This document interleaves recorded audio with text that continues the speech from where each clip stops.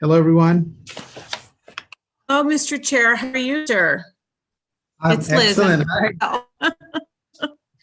Good to see everyone. It's good to see you guys. Hi, everyone. I'll turn my camera on for a little bit. Hi. Hey, how are you? Well, how are you Excellent so far. so far? We'll be getting ready to go shortly. I will tell all that we are recording. We're live on YouTube. I will remind all committee members of that. And until then, it's just a few minutes. Feel free to hang out. I'm going to mention this when we can in the meeting, but the neighborhood is having some spotty internet issues, of course. So I'll be having my camera off most of the time. But I will still actively involved. It just, when you take your camera off, it's less laggy. So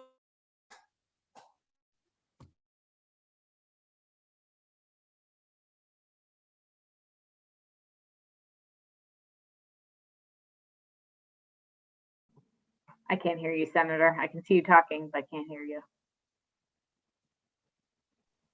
Hi, can you hear me now? Okay, we're gonna overcome these little challenges and hopefully it'll be good. Someone could make a video like that was that commercial, like raising the bar. Are you there? Can you hear me now? Like, am I unmuted? It'd be a great ad. Yes. I know quite a few people who could star in that. I'm one of them.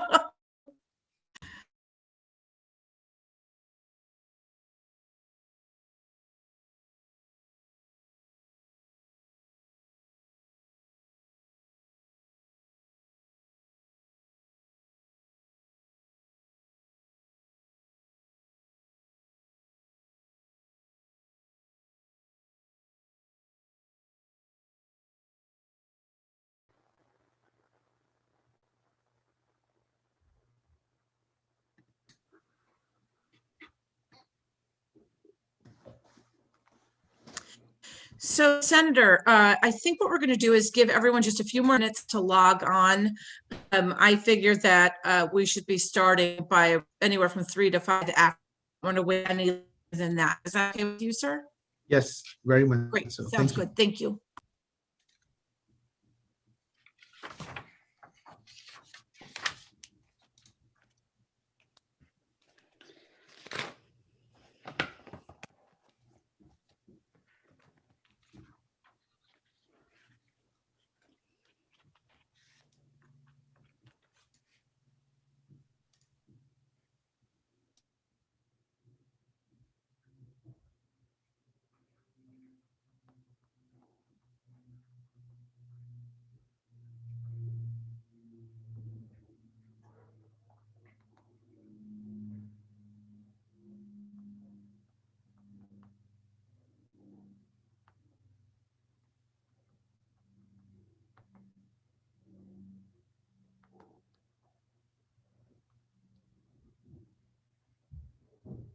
Delivery fees.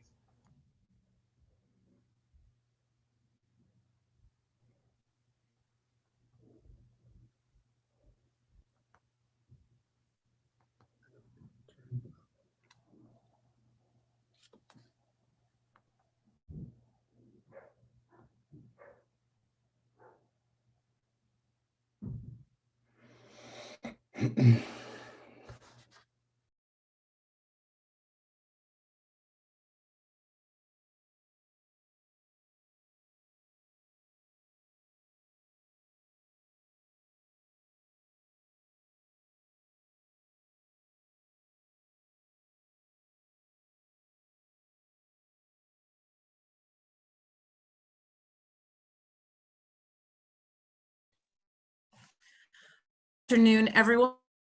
Call the Children's Committee public hearing. We will start with things. Before I begin, I am the chairwoman, Liz Linehan, representative from Cheshire, Southington, and Wallingford. I'd like to say hello my co-chair, Senator Anwar. Senator, would you like to say hello to everyone? Thank you so much, Chairwoman Linehan. Hello, everyone. Welcome to the public hearing. Looking forward to listening in and taking notes on people's perspectives and views. Thank you. Thank you very much, sir. So I'm going to give a brief announcement regarding internet connection, and then we'll move on to announcements for the committee. As the chairwoman who is running this, I do need to let you know that unfortunately my internet connection is unstable. It's an issue in the neighborhood today. So what I will be doing is running a meeting with my picture up, but my microphone open. And I don't foresee any real problems with this. I just want everyone to know. If someone does ask to see me, I will certainly put my camera on. The concern is that I lag out and cut out, and we want to have as smooth a ride as possible. So I'm going to turn my camera off now as I read some of the rules pertaining to this committee meeting. So first of all, we have guidelines for all CGA meetings. So calling them rules, but they're more about etiquette, and they are as follows. Meetings will be conducted at a slower pace to accommodate the quality of the live stream and preserve the integrity of the vote. Today we are not going to be voting. All participants will be muted until required to speak. Speakers need to unmute themselves when called upon. I do ask that when I call you have a question, they recognize that there may be some lag, so give it a second before you speak. Members must raise their virtual hand to signify a desire to speak, wait to be recognized. To do so, you open the participant pane and click raise hand at the bottom of the panel. The emoticons, as in the clapping hands and the thumbs up, is not allowed. Use of chat, either public or private, is not allowed because all chat records are saved by default and therefore could be subject to FOI requests. Please say the name, the bill you are testifying on in support or opposition, and that is for people coming to testify today. It's 3 minutes for each, and the timer will start after you introduce themselves. Of course, if there's any I hate the word, any cussing, you will have to be instantly muted, and the chairs may ask you to be removed. And I want to make sure that everybody understands that, especially my committee members. I recognize that sometimes on Zoom we have a tendency to just zone out rather, and not listen to every single question. If you were there in person, I'm asking all of you to please do your best to pay close attention so that we can minimize the amount of duplicate questions asked, so that we can ensure that everybody has enough time to be there to ask questions that you want, to get called upon, and that we have a good, smooth thing. With that, are there any questions from members before we begin? And so now I'm looking for the hands raised, and seeing none, I'd like to call our first participant, and that would be Commissioner Durantes. How are you, Commissioner? I am well. I'm well. Thank you so much, Representative Linehan. So good afternoon to the leadership and you and Senator Anwar, as well as Senator Martin and Representative Dauphinace, and also the honorable members of the Committee on Children. Go ahead, ma'am. If you would like to start your testimony, and then if you wouldn't, what we'll probably is have you pause after Bill, and then just give it a quick couple second pause and go into the second part of your testimony. And then I will open up to questions regarding every that you're testifying to our committee members after that. Thank you. I'm here to testify on a few bills today. We have also submitted written testimony, and that has been submitted. I'll begin with Senate Bill 35, an act concerning financial assistance for post-secondary educational expenses for certain individuals adopted through the Department of Children and Families Foster Care Program. The department currently pays for post-secondary education expenses on behalf of youth who were adopted through DCF's foster care program by the youth's 18th birthday. The eligibility for this assistance is restricted to cases in which the adoption took place after December 31st, 2004. The proposed bill would permit children adopted on or after January 1st, 2001 to be eligible for similar post-secondary education expense assistance.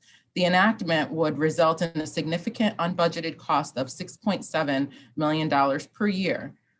Next, I would like to offer some comments regarding House Bill 6109, an act concerning the Albert J. Solnit Children's Center, which would allow for the Department of Public Health to license the North and South campuses of the Solnit Centers. The Solnit Center is a state-administered psychiatric facility for children located on 2 campuses. The North Campus is located in East Windsor, and the Solnit South is located in Middletown and consists of 4 co-ed psychiatric hospital units and 3 female adolescent psychiatric residential treatment facility cottages, or PRTFs. The Solnit North facility that is located in East Windsor is a PRTF for adolescent males. The Solnit Centers are primarily exempt from state licensing requirements. However, the facility itself is certified through the Centers for Medicare and Medicaid Services, commonly referred to as CMS, and accredited through the Joint Commission. The campuses are subject to mandatory inspections once every 5 years, and every time there is an investigation of a serious occurrence within the facility, these inspections are undertaken by the DPH under a contract with the Department of Social Services. After a tragic suicide of a pregnant youth in 2018, DPH, in partnership with DSS and DCF, investigated safety and care issues at Solnit South PRTF and issued a direct plan of correction as a condition of the facility's continued participation in federally Medicaid program. Pursuant to the federal regulations regarding remediation of the concerns, Beacon Health Options, an expert in the area of quality management, was engaged to develop quality management program outline intended to build and sustain high quality clinical care and services. We also engaged with the Barron's Group, an independent monitoring consultant, to successfully comply with the DPH DSS directives. The Solnit South PRTF was subsequently discharged from further intensive monitoring by DPH once the plan of correction was fully implemented. In 2019, the General Assembly passed Special Act 19-16, an act concerning the licensure of Albert J. Solnit Center, which directed the Commissioner of the Department of Children and Families to submit a report recommending the process for DPH to license the Solnit Center. The act required DCF to work with the commissioners of DPH and DSS and the Office of the Child Advocate in drafting the report. To implement this requirement, a working group was organized in August of 2019, comprised of representatives from DCF, DPH, DSS, the Office of the Child Advocate, and the Solnit Center campuses, Beacon Health Options, and 2 privately operated adolescent PRTF facilities. The working group met on a bi-weekly basis through November of 2019 in order to draft the report, which was submitted to the Committee on Children in early 2020. The bill adopts the working group's recommendations to repeal the licensure exemption of the Solnit Center and for DPAs to promulgate regulations on licensing the PRTFs at both the North and South campuses.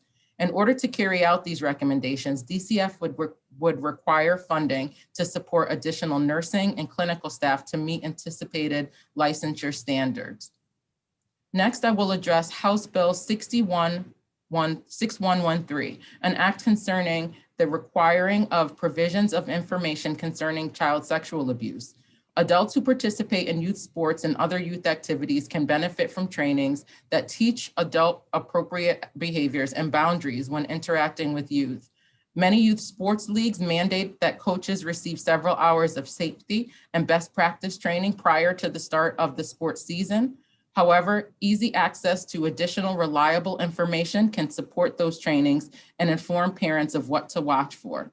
We recommend that the bill be amended to have the responsibility for such information to be through the Governor's Task Force on Justice for Abused Children, which is abbreviated GTF. The GTF is composed of professionals in child welfare and criminal justice and other fields related to child physical abuse, child neglect, child sexual abuse, and exploitation, and other forms of child maltreatment.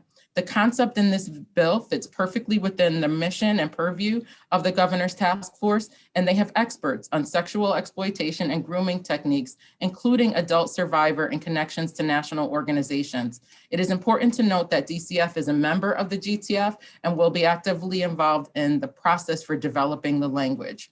Lastly, I would like to say that Tim Marshall, a member of my staff, will be testifying shortly on House Bill 6111, an act establishing a youth suicide prevention pilot program. Tim heads up our suicide prevention work and is co-chair of the Connecticut Suicide Advisory Board, and I endorse his testimony in regard to that bill. And with that, I thank you for this opportunity to appear before you and happy to answer any questions.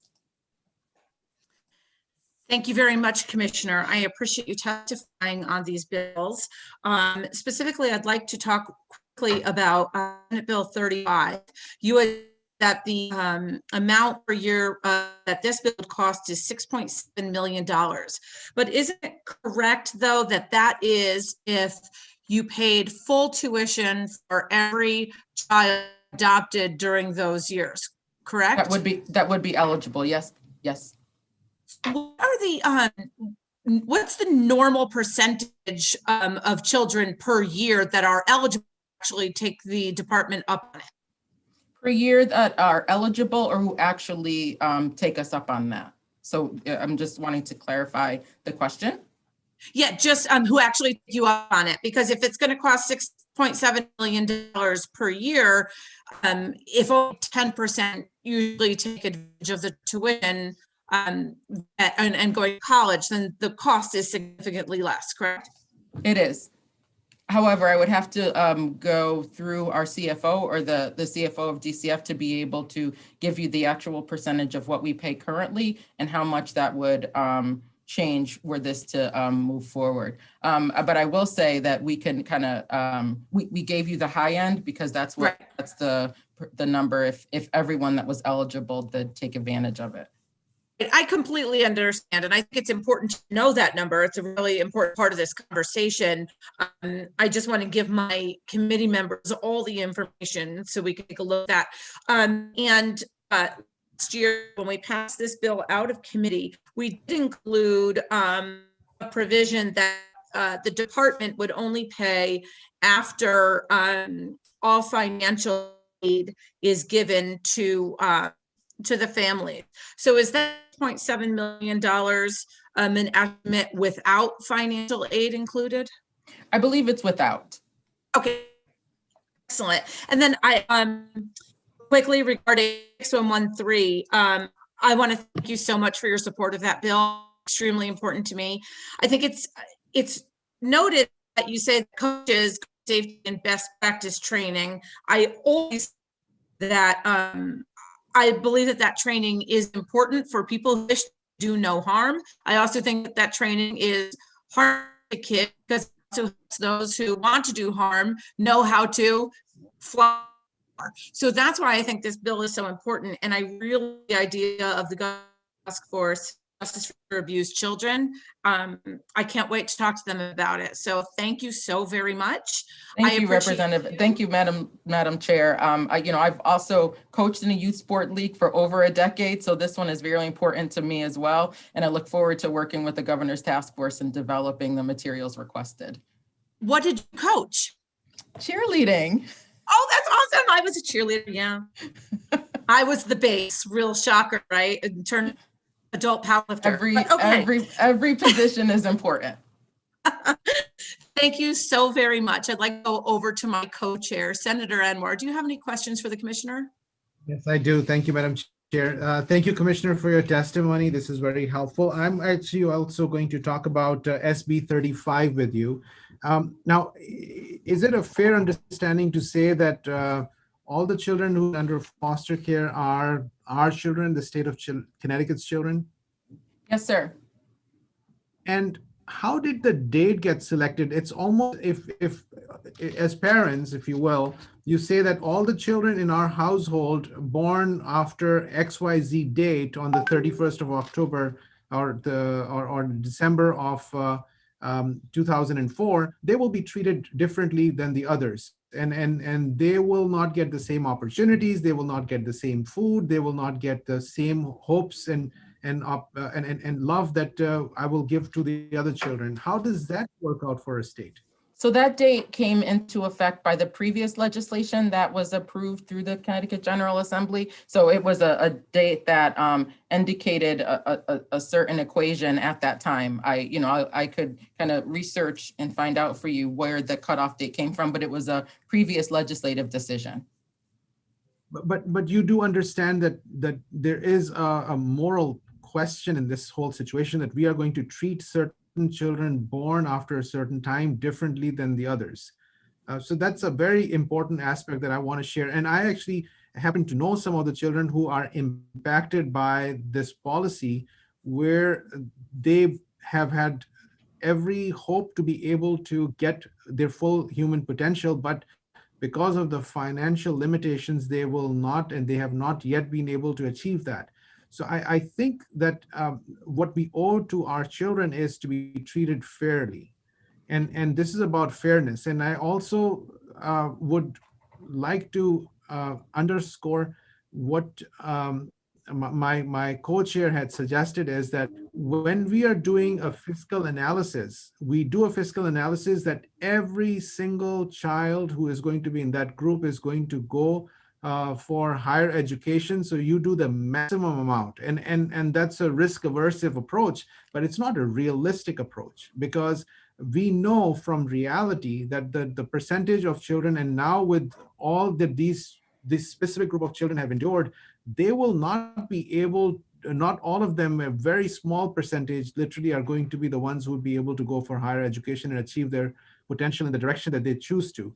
And using a $6 million figure has killed the bill in the previous times. And I feel this, and I'll use the word from my perspective, inaccurate information is not fair to those children. And then the numbers are probably going to be far less. In the 15 to 20% of them may potentially go to the higher education. So I just want to say that. And I know that you're depending on the calculation. I'm depending on the common sense approach and what we are seeing in the real world. And I hope people make a decision based on common sense approach, that the dollar amount is not going to be as high as it appears to be. I certainly agree with you, Senator. Thank you for balancing the discussion here. I do want to make sure that the committee was cognizant of what the costs would be, but concur with your analysis of the value placed on, the time frame that was previously established. And I'm told that 6.7% was actually 6.7 million was actually if 50% of those eligible partook of the benefit. But I agree with you wholeheartedly in terms of post-secondary education and its availability for children in terms of their successes.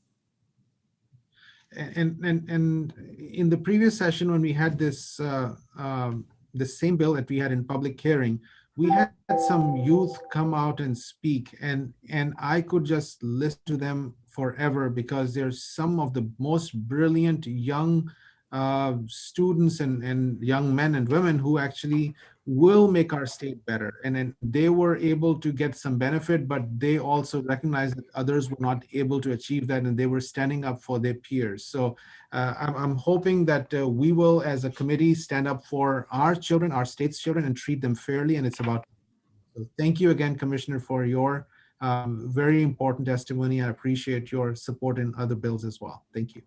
Thank you, Senator. Thank you, Senator. And we have one last committee member at this time, our ranking member, Senator Henry Martin. Oh, another hand went up, but Senator, before you speak, I would just like to give a quick heads up to Senator Champagne, who would be next on deck, followed by Tim Marshall and Melissa Kelsey. So Senator Martin. Good afternoon. Can you all see me all right? We can. Okay, great. Thank you. Commissioner, thank you for testifying today. And I also have a question regarding SB 35. And just for clarity, because I think some of my questions, but would it's basically a 3-year hole that we're sort of plugging in, from what I understand here. And a little research that I learned anyway, it seems that it had to deal with us trying to balance a budget in those years that these children were excluded from this tuition assistance. So I guess how many, you mentioned 6 point, roughly 50, it sounded like 50% of the pool Yes. eligible, perhaps. How many kids are that? Does that equate to exactly? Do you know? I can get that for you, Senator. I don't have it in front of me, but I can get that. And based on those numbers, there's a cost per child, I would imagine, and you're assuming that 50% of those children would equal $6.7 million. Is that right? That's right. The rate is associated with the cost to attend Connecticut State Universities. So is that 50% an accurate number based on the current program itself? That if we have 1,000 kids in overall, which I know it's much greater, but if it's 1,000, what percentage of the kids that are eligible to go on to higher ed, what's the average? What is the average of that? So it's much lower than 50%. I will get Yes. you accurate numbers to the committee so you can make an informed decision. But I hear the question. That 50% is of the total pool eligible, but who actually partakes of it currently? And then what would we look at where that whole total universe be applied? We can give you those numbers specifically. Yeah. So there's a trend. We know that there's from the past, and to Senator Anwar's comments regarding this, and it's not the whole pool, and when we Correct. get numbers, they're based on the maximum amount. So and I guess just a last point, and I'm not sure if it's a question, but it seems to me that time is running out for these kids. There is definitely an urgency to what that time period that was previously legislated to the 2004 to the 2001 gap, because it is. If you think about after 2001, those children are what, 19, 20 at this point? Yeah. So the time frame is commensurate with those dates. Great. Okay. All right. Thank you so much. Good to see you. Thank you, Senator. Good to see you too. Great. Thank you, Senator. Representative Dauphiné. Hi, good morning, Commissioner. Thank you for being here. I had a couple of questions. I think we've exhausted the SB 35, but my question is on HB 6109 with regard to the licensure. Can you just explain to me how the licensure would change the outcome of the suicide that occurred that you guys are referring to as a reason to implement this licensure? So prior to the bill to suggest licensure for Solent South, there was an exemption for licensure. And there were certain things that as a result of the review of the suicide that were highlighted would have been things that the Department of Public Health could have reviewed on a more regular basis that DCF would then have to comply with that are under the licensure requirements. So there's additional clinical supports and additional nursing related to licensure requirements. And so since the time of the suicide, there have been physical plant changes like anti-ligature marks, anti-ligature apparatus that they went and made sure that all of those things were taken care of. And so the licensure would allow for DPH to continue to monitor under different standards than they're currently reviewing right now. So are you saying that it expands your ability to monitor them beyond what you were already doing? It's a different level of criteria than we currently have, because right now there's an exemption from licensure, and we would be in support of removing that exemption to move forward with DPH establishing those guidelines. So you believe that would have prevented the incident that happened if licensure were in place? I certainly don't believe that we could turn back time, and any death and any suicide, of course, is something that the department takes very seriously. But as a result of that tragic incident, we had to take a critical look at what the expectations were for those particular facilities. And in response to this bill that was raised, I believe it came from the child advocate in her review of that particular situation. It seemed to make sense that we join the working group to develop the recommendations to bring forth back to the committee. Thank you for that. And can you just share with me how that liability will change in terms of who will have liability of an incident such as that in the future if they're licensed by the DPH? So Representative, we'll get that back to you. I'm not certain. I don't want to misrepresent the answer to that. So the question, if I'm clear, is who represents the liability if we were to change, or who would be responsible for that? I mean, obviously that was a tragic incident that happened, and if they became licensed through the DPH, how would that liability change? Like, I'm assuming the school now has liability. Would that be on the state? Is so, that so it's currently a state-run facility. So currently the liability is on us already. Okay. If there's any changes to liability as a result of the licensure, but we can certainly find out. Okay, thank you. And then lastly, on HB 6113, I just wondered if you had any idea what the cost would be on that enacting that provision. I think it was 6113, am I correct? Yeah, I don't believe there would be a cost because the governor's task force is an existing body, and their charge fits wholly with informing the public from multiple perspectives on child sexual abuse. So I don't believe there would be a cost. Any cost I would believe associated, and this is just pure conjecture on my part, would be associated with any public campaigns, but certainly there's ways to do that through social media and raising public awareness in other ways that are not too costly. But I don't believe there is a cost associated with developing information to share with the public. We could, for instance, include something like this on department websites and other ways to get the word out. I believe this bill is looking for information concerning that particular population. So would this be a mandate to, I guess, the programs that are listed? Would this? I'm sorry, go ahead. Let me look. It's looking for, I think the spirit of this bill is to put forth information to these entities.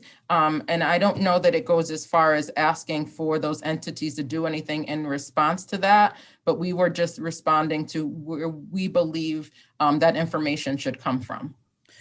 Commissioner, this is Representative Linehan. I'm just going to answer that question on your behalf, if you don't mind, because this bill was not written by the commissioner, nor was it written by DCF. This was written by me. I will say, yes, it's a mandate. The cost to it is minimal. I will say, and I put this out to anyone who is concerned, and actually let's ask the commissioner. Commissioner, do you have any idea how much it costs the state in services per child who is sexually abused and needs to get services from the state to overcome those concerns as they grow into adulthood?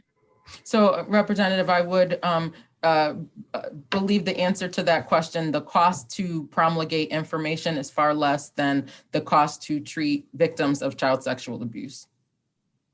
Thank you. I appreciate that. Representative Dauphinais, do you have any further questions? I think so. Thank you. Great. Thank you very much. Seeing none, thank you very much, Commissioner. As always, we appreciate your time. And I'm sure we will see you at the next meeting. Say hi to everyone in the office from us. I will. Thank you very much. And thank you to the entire committee for your indulgence today. Thank you. Great. Have a great day. I'd like to call, please, Senator Champagne, followed by Tim, Melissa Kelty, and then after that would be Taylor Tucker. Senator Champagne, how are you? Good. Sorry, like everybody else, I'm running more than one meeting. I wanted to just speak briefly on Senate Bill 35. I put in a different bill, SB 91, but with this one that you've presented, I also wanted to include those children that were adopted out of state. And I understand this is a committee bill, and I was hoping that maybe you could look at that, or at least look at the bill that I put in as well. Children that are adopted through the foster care system, it's very important that we support these parents as much as we possibly can. This is a special thing they did within the last year, about a year and a half. I took in 3 young children through the foster care system, and it is rewarding, exhausting, and any support that we can possibly give those that step forward, we should.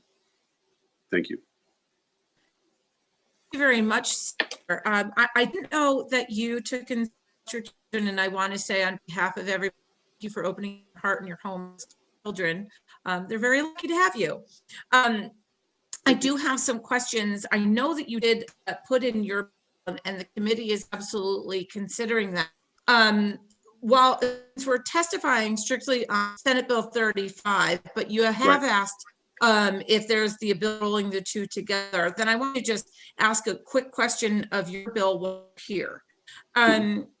So do you take into consideration that parents would be utilizing financial aid first before it would be a cost to the Department of State?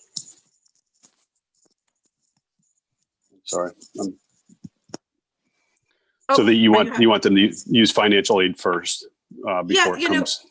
Right. We were talking about that in the committee last year, and we think that it would be a significant cost savings to the state to do that. Is that something that you would be open to? Any help that we can give these families, I would support. Excellent. And then a question about how your bill works. Would it be that that these are kids that were born or lived at the time they went into the foster system, and then when foster family, or are these out-of-state kids that came in the Connecticut foster system? Now, these were the parents, or the lived in Connecticut at the time that they adopted the children. And they could theoretically now be moved anywhere across the state or in the country. Well, I'm looking for those that are still here in Connecticut. Okay, so so there's a little bit of confusion. So it's actually regarding out-of-state parents, correct? I'm just a little confused. So basically, the constituent that brought this to me lives in Connecticut and adopted 2 children from Massachusetts. And live here now. And has lived here the whole time. The parents have, but the kids were brought here and live here with her in Connecticut. Now, if she had adopted the children and lived in Massachusetts, she would have been granted that in Massachusetts. If she had lived in Connecticut and adopted the children from Massachusetts, DCF, she would have been granted that in Connecticut. But because she between the cracks, right? Because she adopted the children from Massachusetts, even though she lived in Connecticut, there's that gap there, and I'm looking to fix that. Perpetuity? Well, I'm thinking whatever date that we have on the books for Connecticut. Okay. So you've answered some of my questions. Thank you so much. You're welcome. To look to my co-chair, Senator Anwar. Do you have any questions for Senator Champagne? No, I just wanted to thank Senator Champagne for your testimony and for being here. I know you've been busy as well. What we will need to look at is there a reciprocity program that can be looked at? And if there are models for reciprocity that can be there. So you bring up an interesting perspective, and I will try to work with the OLR to understand this a little bit more. But thank you for your testimony. Thank you, Senator. Great, thank you so much. And there are no other questions, but I do have just one quick follow-up, if you don't mind. Would you be open to this putting forward one pool of money and it become a first come, first serve situation? I think that leaves a lot of people out. And it's the difference between being able to pass the bill and not. I'm just trying to get to our best and worst case scenarios. I'm still going to go with any help that we can give these families, would be appreciated. And if it if at all, anything like this helps families make their decision to take these children in, then yes. I agree. That is certainly the thing that the commission and that the committee are very interested in. We want to make sure that kids find homes. So thank you so very much, Senator. Thank you. Last call for questions. Anyone? Hearing none, thank you very much. Thank you. Have a good day. You as well. I'd like to call, please, Tim Marshall, followed by Melissa Kelty and Taylor Tucker. Tim. Great, thank you. Good afternoon. Hi. Hi. Good afternoon, Representative Linehan, Senator Anwar, Senator Martin, and Representative Delfinia, and all distinguished members of the Committee on Children. My name is Tim Marshall. I'm the Director of the Office of Community Mental Health from the Department of Children and Families. And I'm one of 3 co-chairs of the Connecticut Suicide Advisory Board. The Department of Children and Families would like to offer the following comments on House Bill 6111, an act establishing a youth suicide prevention pilot program. DCF, along with several state and community partners, has been on the forefront of youth suicide prevention and training for the last several years. An integral part of that practice is our participation in and the support of the Connecticut Suicide Advisory Board.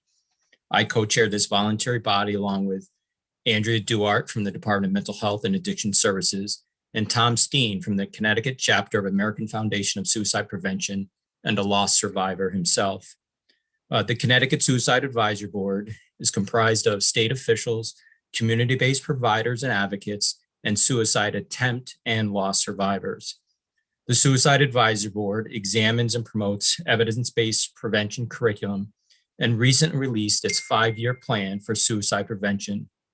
Our plan can be read by going to preventsuicidect.org or going to the link that was embedded in my submitted testimony. Through the efforts of the Connecticut Suicide Advisory Board, Connecticut has various curricula for suicide prevention that are already utilized throughout the state. Such evidence-based curricula include Question, Persuade, Refer, or often referred to as QPR, Signs of Suicide, or SOS, Applied Suicide Intervention Skills Training, or ASSIST, Assessing and Managing Suicide Risk, or AMSR, and Safe Talk. Additionally, I would like to call the members' attention to the state plan. Appendix D, page 86, has a number of other curriculums that we support and endorse and promote throughout the state. These curricula are designed for various target populations. QPR is the most popular and often the most relevant of the trainings since it is intended for the general population and can be completed in less than a half a day. It is known as the CPR of behavioral health. Over the years, DCF, the Office of the Child Advocate, Department of Mental Health and Addiction Services, Department of Public Health, and the Connecticut Suicide Advisory Board have funded or performed numerous prevention trainings and several QPR Train the Trainer programs. While we support the spirit of this bill, we feel strongly that several pieces of the proposal need to be clarified. First, if state funding is made available to support a youth suicide prevention curriculum, we would respectfully suggest that Connecticut should not be creating a new training program, but rather focus on the already existing evidence-based curricula listed above or the others that are recommended in the Connecticut Suicide Prevention Plan. More specifically, the legislature would get most out of its investment by supporting QPR training across the state. Secondly, the current funding stream for youth suicide prevention activities do not include any state dollars, but rather are exclusively federal grant dollars through the Garrett Lee Smith Suicide Prevention Grant that DEMIS has had in the past, the Community Mental Health Services Block Grant at DCF, and the Preventive Health and Human Services Block Grant at DPH. These federal dollars support evidence-based prevention trainings, community services, and suicide prevention materials such as our One Word, One Voice, One Life campaign, which can be found at the preventsuicide.org website. All other activity depends entirely on volunteer work performed by the Connecticut Suicide Advisory Board and its members and supported by other Connecticut suicide prevention foundations. Any new or expanded activities would require the appropriation of additional funding. While we support the intent of this bill, we also wanted to recognize the ongoing youth suicide prevention efforts of the Connecticut Suicide Advisory Board. We at the Department of Children and Families and we co-chairs and members of the Connecticut Suicide Advisory Board are available to work with the proponents of this legislation to determine the appropriate legislative action to ensure any person who's considering self-harm can access the help he or she needs. Thank you for your time. Thank you very much, Mr. Marshall. I want to thank you for your testimony, but really also thank you for your work. I've said it many times, you know, you are one of those unsung heroes. You really do God's work. And so thank you very much for everything that you and your colleagues do. We appreciate it greatly. One thing I want to point out, you had mentioned SOS Assist, AMSR, Safe Talk. This bill specifically recommends that it's the QPR train the trainer model. I am not sure of the current LCO that's out there, but the bill that we passed out of committee last year specified that it was the QPR train the trainer model. This committee is committed to only looking at evidence-based programs that have shown to be effective. So this bill does that. We believe it is the QPR that we can do at this point. I believe not only is it, you know, the CPR of prevention, as you said, it's also the easiest for people to take in when they're new to this.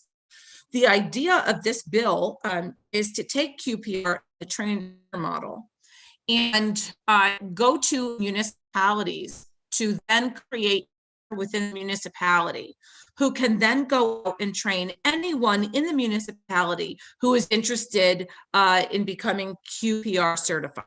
So that would mean it could be teachers who haven't taken it through their school or administrators. It could be coaches. It could be parents of teenagers. It really could be anyone. We are just looking to give tools to municipalities. Originally, the program was going to be a pilot program of 11 communities that were that we chose those communities based on the number of youth suicides in the community in the past, I believe it was 5 years. This year, because of COVID and because of that we have regarding youth mental health, we're looking to expand it. We have the ability to train all communities in the state of Connecticut who are interested in having one of their municipal staff members a train in the model. So my question to you is, given that you do this work, what typically is the cost to train one person in QPR? So it is very low cost. I believe the participant manual that goes out is like $5. The cost of then the trainer and the space and all the locations. So it's one of a number of very low cost or almost free. Right. So I years ago in my community, I put together the Adolescent Expert Program, which is substance abuse brief referral, intervention and brief referral to treatment. And it became wildly successful in town. This is kind of the same thing that I wanted to do. So just like the Adolescent Expert Program is $5 per participant for the book, but since we're going for the train the trainer model, typically what would a trainer command for their time in order to do the half-day program? I think that would vary across. So right this second, we have about 400, just under 400 trained trainers in the state of Connecticut who can do that.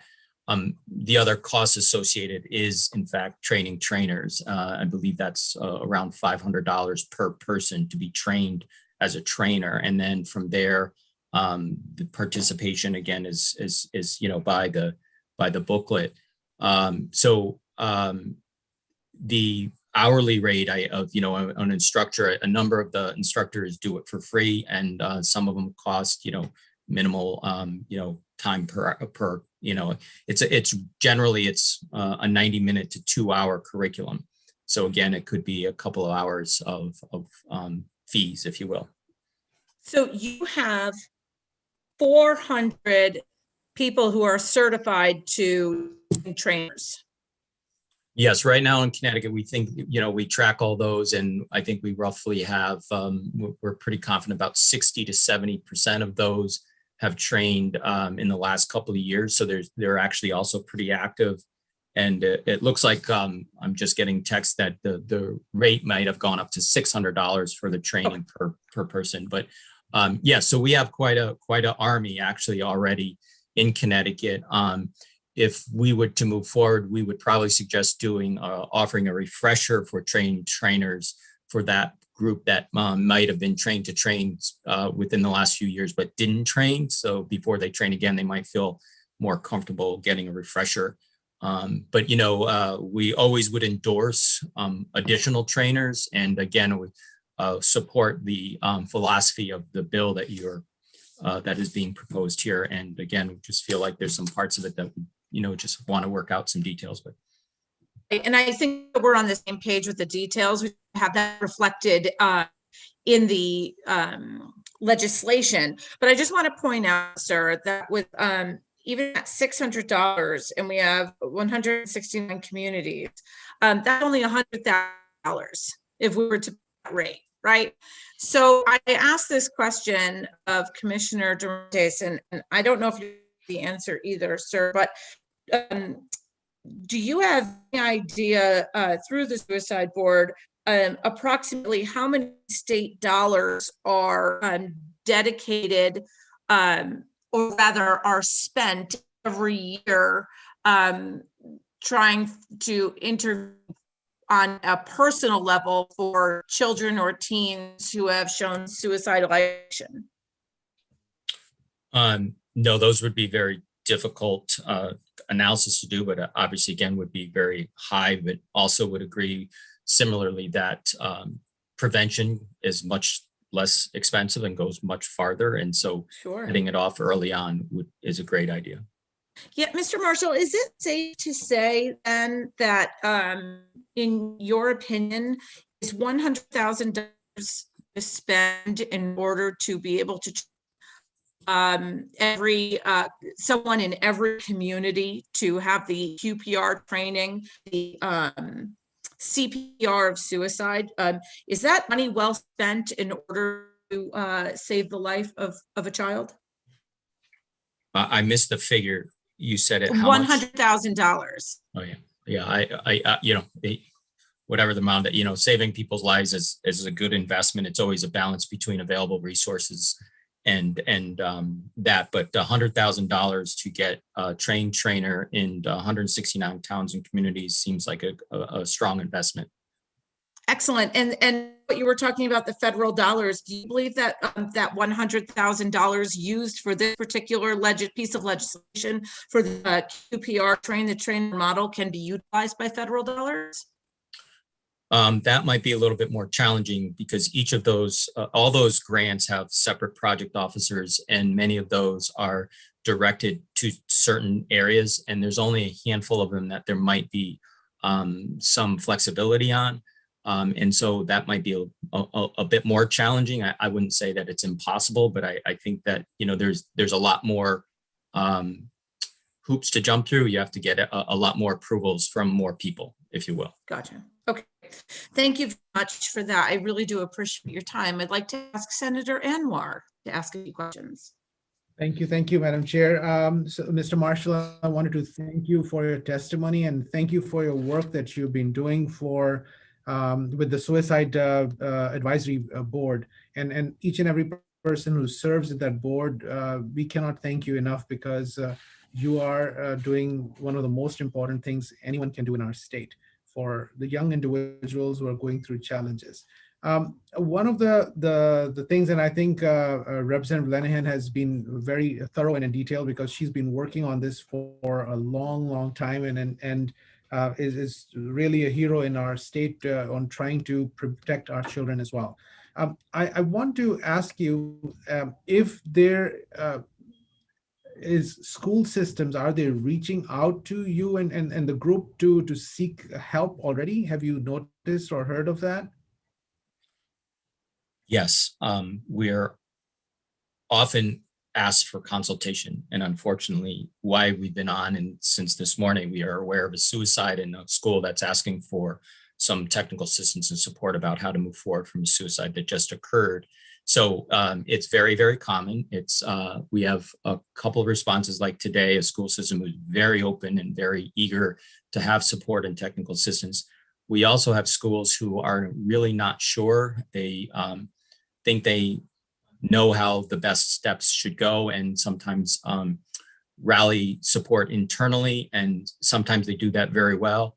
And sometimes they're not always aware of the best practices. We do and offer a tremendous amount of resources to them. In particular, there is after a suicide toolkit that's designed specifically for schools, and it literally walks schools through the best practices right after they experience a suicide. So we do an awful lot of making schools aware of that resource and providing the information to them that is from that evidence-based curriculum. So we do an awful lot of that. So we get a lot of mixed requests from schools for support after a suicide.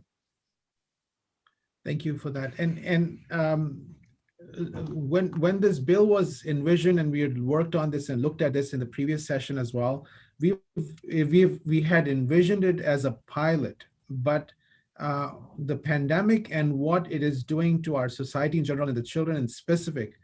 Offline, I've been talking to Representative Linehan that maybe we don't need a pilot. We need to just go ahead and implement it because there's enough data, enough information that's out there, and let's use our resources wisely and efficiently so we can actually do it across the board. How do you feel about that? And from a financial perspective, I think the ROI on saving lives is the highest we can get right now with this. Yeah, and I think it really gets back to is if there's new additional resources or if we're relying on the resources that we currently have and have committed to other, if the federal dollars that we've committed to the variety of activities was to be diverted to this bill, then all those activities would need to be ceasing. And it's under those activities that we got to where we are today, having trained 400 QPR trainers. So I think the issue is, again, this balance of resources. And I know it's a tough situation for that in the climate that we're in, but I think that's my response to that. But any of these dollars invested are dollars we believe well invested to save lives. Yes.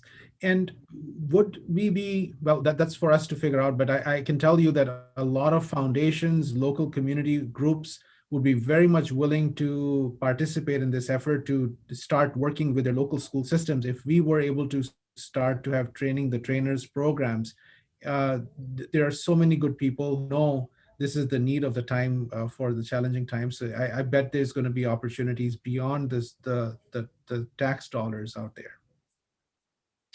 Yes, and we again do quite a bit of that already with the American chapter, the Connecticut chapter of the American Foundation to Prevent Suicide, AFSP, suicide prevention, and other. We have 4 or 5 Connecticut foundations that are active members of the Connecticut Suicide Advisory Board. And again, our success to date has been already doing many of those activities, blending and braiding both federal dollars and foundation dollars and other community opportunities. So we have been doing this for quite some time outside of state resources. So we would, again, support and endorse that. And again, if there's new identification of foundational resources, that would be fabulous. Thank you again for your testimony, and our heart goes out to the life that was lost today, to the family and friends and all the school family and the entire state for the loss. And we will, as a community, continue to work hard to make sure that we can prevent this and then we don't have, and nobody has to endure these challenges. Thank you again, and thank you, Madam Chair.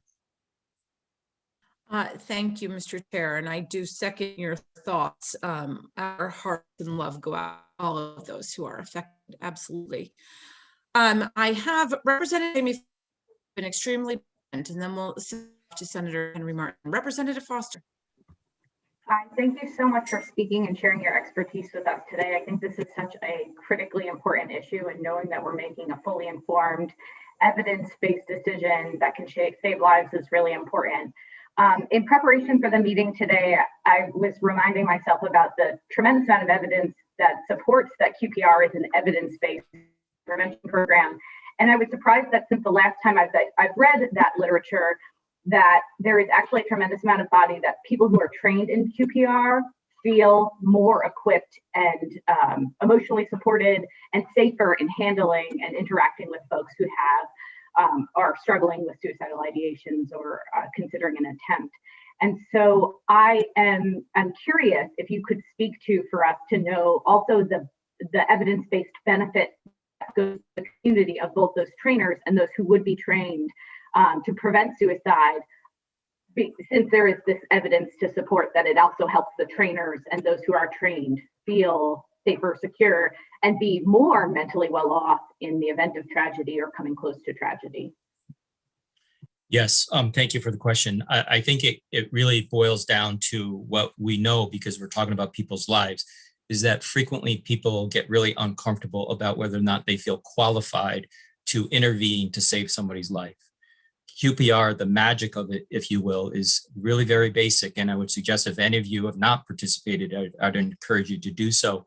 The magic of it is to be comfortable just asking somebody who may be appearing to you to be struggling, and to be able to come right out and ask, are they concerned? Are they considering killing themselves, taking their own lives, or harming themselves? So it's really helping people become comfortable with that, and figuring out how it is to just come right out and ask and offer support and assistance. And then just really simply walking them through the steps of, don't leave the person alone, and hand them off to somebody who's ready to walk with them and until they're safe. So that's really where the comfort level comes from. And it's actually really designed to help people practice that. And then lastly, I would say it's kind of one of those things that in the backdrop of the world today, it's actually kind of refreshing, because in suicide prevention, we use the term gatekeeper. And basically we say we're all brothers and sisters in life, and we should be caring about one another and watching out for one another. And if you see somebody who's struggling, even a stranger, reach out and ask. And we have had many stories from trainers, and Tom Steen is scheduled later on as a master trainers, often shared stories of people using this in the grocery store following the training. So it works, and it's helpful, and it makes people competent and confident in order to be able to intervene. And if I may, Madam Chair, a follow-up question. So I know that following suicides in folks' communities, that there's often this sense of, could I have done more? Should I have done this? But this gives people the tools preemptively to know what is the correct evidence base. So this is real effective intervention. So perhaps there would be less people not only living with the loss, but perhaps less living with that tremendous burden of regret and fear of what could have been done differently. Yeah, survival guilt following the death is real, and many people go through that. It's also hard because people who are suicidal will work hard at hiding their symptoms. So there is a balance here. And again, we try really hard not to have anybody feel guilty about the loss of a loved one, because it is very difficult. And it's always easy to look back with 20/20 hindsight. But yes, ultimately, though, again, it gets at that comfort level, that ability to maybe seek out somebody who looks down and depressed or being challenged, and to seek out and ask a little bit more information. Doesn't always mean that people are suicidal, but in fact, it does give people confidence and comfort. Great, thank you, Representative. Senator Martin. Thank you, Madam Chair. Good afternoon, Mr. Marshall. Thank you for testifying. I don't have too many questions, but it sounds like you have a pretty good infrastructure in place right now. This Connecticut Suicide Advisory Board, is that under the umbrella of DCF, or is that a separate entity? First of all, again, it's largely a volunteer infrastructure, largely woven together through State Department collaboration, trying to leverage existing contracts and existing areas where we might be able to rely on, people who are close to work already.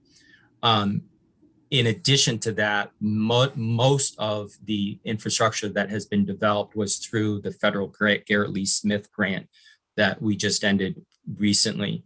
And so many of those are 4 or 5 year grants, and you develop a proposal. And that was one of our proposals about 5 years ago when we wrote, is to develop the infrastructure to be able to do a prevention across the state, and as well as postvention after the unfortunate experience of a death. So that's what the last 5 years of that grant had been focused on. We're now through that. We have some additional new grants. DPH just got a CDC grant, and there's some other activities that we can continue to build off of. But we do lack state investment in a formal infrastructure. We do lack the investment in a suicide prevention coordinator formally. Myself and Andrea often act in that role informally, if you will. Most states and jurisdictions invest in a state coordinator whose role and responsibility is clearly to prevent suicide. And so those are things that we've managed to pull together over the number of years using the existing resources of federal grants and or applying for federal dollars to fill those gaps. So I know we could ask for a ton of money, but realistically, what do you think the right amount of funds to improve what you have right now? How much money do you think you would need? I would defer that question to you all. I would tell you that we make do with whatever we can get. And we've done, again, some of the biggest strengths of our Suicide Advisory Board to date is that we have blended and braided a number of dollars, including private foundation dollars, as well as these federal dollars, to develop what we have. That is both our strength and it is also our weakness, because there's no formal paid for state of Connecticut infrastructure housed under the responsibility or mandate of either DMIS, DPH, or DCF. DCF has had on the books for some time Youth Suicide Advisory Board language, and we have been operating the Suicide Advisory Board under that for the lifespan. So again, we've made do with both current legislation and the dollars that we brought in. But I think, it's such a difficult year because there's so many different areas that you can invest dollars in.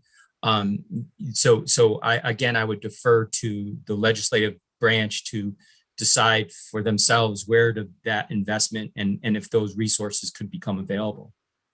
What are your thoughts on, I believe this bill suggests that we move, or the Child Advocate's Office administer youth suicide program, or develop a pilot program for, what are your thoughts on, I thought I heard you say we would have to shift the infrastructure that exists now, maybe underneath that umbrella. Maybe you can speak to that just a little bit. Yeah, so we support the bill, as we said in the testimony. Again, the issue is really allocation. If we are going to be asked to fund the bill, so to speak, through the existing federal resources that we already have and already committed, it would first of all require us to realign some of those priorities with those federal project managers. So we'd have to go through that process. But in addition, we would then need to stop doing whatever it is we're doing with those funds in order to do what this bill is being asked. That said, much of what we're doing with some of those dollars is very much aligned already with this bill. So we achieved getting to 400 trained trainers in QPR in that process using those federal sources of dollars that were available, that we blended through a variety of sources. So we've been building that army of trainers, and we could continue to do that. In our world, we continue to talk about doing things on a shoestring, so we could continue to do that.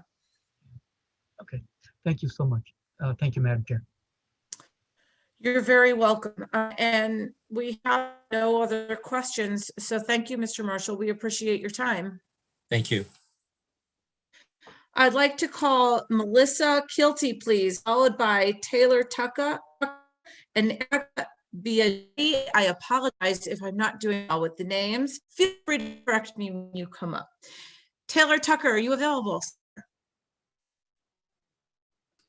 I am, yes. I think it's Melissa, correct? Oh, sorry. My apologies. I already crossed her off. Yes, I'm Melissa. Are you available? I am, and no worries, Representative. As stated, my name is Melissa Kilty, and I am here to testify in support of House Bill 6112, an act requiring a survey of court-involved youths. Just for reference, can everyone hear me okay? The world of virtual testifying. Yes, we can. Grace, thank you very much. Sure. Dear Honorable Chairpersons Linehan, Anwar, Vice Chairs Willander and Bradley, Ranking Members Martin and Dauphiné, and all other members of the Committee of Children of the Connecticut General Assembly, thank you for your time. My name is Melissa Kilty. I am a resident of Bethlehem and a current Masters of Social Work student, come with a concentration in policy practice at the UConn School of Social Work. I am a member of the Education and Legislative Action Network at the National Association of Social Workers Connecticut chapter. I am here to testify on behalf of the chapter in support, which represents over 2,300 members. We call upon the Children's Committee to support House Bill 6112, an act requiring a survey of court-involved youths. NASW Connecticut supports investments in programs, practices, and policies which seek to enhance equitable service provisions for lesbian, gay, bisexual, transgender, and queer plus youths. Such services affirm holistic, gender-responsive care and promote collaborative relationships with affected populations. The national NASW 2021 social policy priorities cite the need for uniform data collection standards, which incorporate sexual orientation and gender identity into survey practices. Addressing the quality of LGBTQ+ youth services in justice settings ensures that the dignity of affected persons is a priority of the state of Connecticut. The American Academy of Pediatrics recommends the integration of trauma-informed care to systemically legitimize the complex and intersectional circumstances present in juvenile court settings. Ensuring equitable service provision requires that established processes can be subject to a transparent evaluation. There is a great need for protecting the well-being of LGBTQ+ youths in our justice system. In short, we are advocating for a representative task force whose jurisdiction is population specific. In closing, NASW Connecticut urges the committee to vote in favor of HB 6112. I thank you for the opportunity to appear before you and for your time. Excellent. Thank you so very much. I really appreciate your testimony. For those who don't maybe understand the bill, can you please explain what happens when we don't have this data collection that is LGBTQ inclusive? I will do my best, certainly, Representative. So when we don't have representative task force to collect data that is specific for any population, but specifically LGBTQ+ youths, there's not really any equitable data that's going to not only provide safety for youths to really have transparency and safety in how they disclose their experiences. And also, I believe it is inequitable for bureaucratic institutions to not only have very limited data survey standards, but also they're not going to be able to really be able to have the tools that has been affirmed by the community. Thank you. And can you just put kind of a real world situation to let's follow a kid who identifies as LGBTQ+, who is involved in the court system. What might happen, what inequities might happen to the child if that data is not collected for that child? Does that make sense? I will do my best to answer with the knowledge of which I have, despite not being a part of that population. So for a youth who has been involved in the system already, it's difficult enough to have been involved with the justice system as is, but for, let's say, a transgender youth, they may not have the access to services which they can feel comfortable, which represents who they are and what they have lived through in terms of later life outcomes. It definitely can contribute to later systemic mistrust and inability to really feel as if their lived experiences matters to the system. So the implications are both personal, societal, and I believe I would put out there economic as well. Thank you so very much. I very much appreciate your testimony and your support of this important bill. I'd like to ask Senator Anwar. Would you like to say a few words? No, I just wanted to thank Melissa for your testimony. This is very helpful and educational for all of us. So thank you. I look forward to supporting this bill myself too. Thank you. Welcome. Thank you, Senator. Representative Dauphiné. Hi, thank you, Melissa. A question is, would this be a new survey or questions added to an existing survey? I am not sure of that question at the moment, Representative. From what I understand and what I have read from the legal language of the bill, it is for asking the legislature to create a task force, which would then implement a survey. So I have not really had the deeper access to the survey, although I would very much like to, and to inform your question better. So, and then the second question is, so what the goal of getting this, what in this survey would be to determine any inequities in the system with this population? That could be an aspect of it, but I believe the main intent of the survey would definitely be to evaluate existing programs to evaluate whether or not they're efficacious or ethical or even economically viable. So determining whether or not what is happening currently is in line with human rights standards as well as viable economic policy. Okay, thank you. You're welcome. Thank you. Thank you very much. Are there any other questions from members of the committee? If so, raise your hand. Seeing none, then thank you very much, ma'am. You're free to go. We appreciate your time and coming here to testify. Taylor Tucker, you're up this time for real, followed by Erica Biagietti and Jeff Sidewater. Hello and good afternoon, Co-Chair Senator. Good afternoon, sir. Representative Linehan, Ranking Members Martin and Dauphiné, as well as the esteemed members of the Committee of Children. My name is Taylor Tucker, and I'm speaking today in support of House Bill 6112, an act requiring a survey of court-involved youths. I am a naval veteran, a current UConn School of Social Work graduate student, and a transgender man. I was born and raised in the state of Connecticut, and I currently reside in West Hartford. As a member of the LGBTQ+ community and someone who has mentored LGBTQ youth in various settings, I can speak firsthand to the amount of disproportionate harm and discrimination that LGBTQ youth face in all aspects of life, including our court system. Allocating resources to a survey that would allow data to be collected would be instrumental in tackling the harm done to LGBTQ youth and would be a strong step forward in identifying the unique and informed services that are so desperately needed. I believe for this survey to properly support, address, and center the unique needs of our LGBTQ youth, there must be input from LGBTQ individuals who have been wrongfully harmed by the inadequate programming and treatment by our criminal and legal system. LGBTQ youth deserve the chance to live their lives fully, proudly, and without further harm. I strongly urge you to vote in favor of HB 612 and take the first necessary step to supporting and centering our state's LGBTQ youth. I want to thank you for allowing me to speak today and for your time and consideration. Thank you so very much. I really do appreciate you coming here today to testify. I'm thrilled to have you on our committee. Are there any questions from members of the committee? Oh, I'm sorry. Senator Anwar, I didn't forget you, I promise. Senator Anwar, would like to ask a few questions. No question, but I wanted to thank Taylor for his leadership and being here. And I I'm hoping that once and we pass this bill, you would be able to serve in a committee and make a difference through that as well. Thank I would love that. Thank you so much, Senator. Yes, I'm going to agree with Senator on that. I think you are truly a voice to be heard, and thank you so much for coming forward today. Is there anyone from the committee who would like to ask some questions?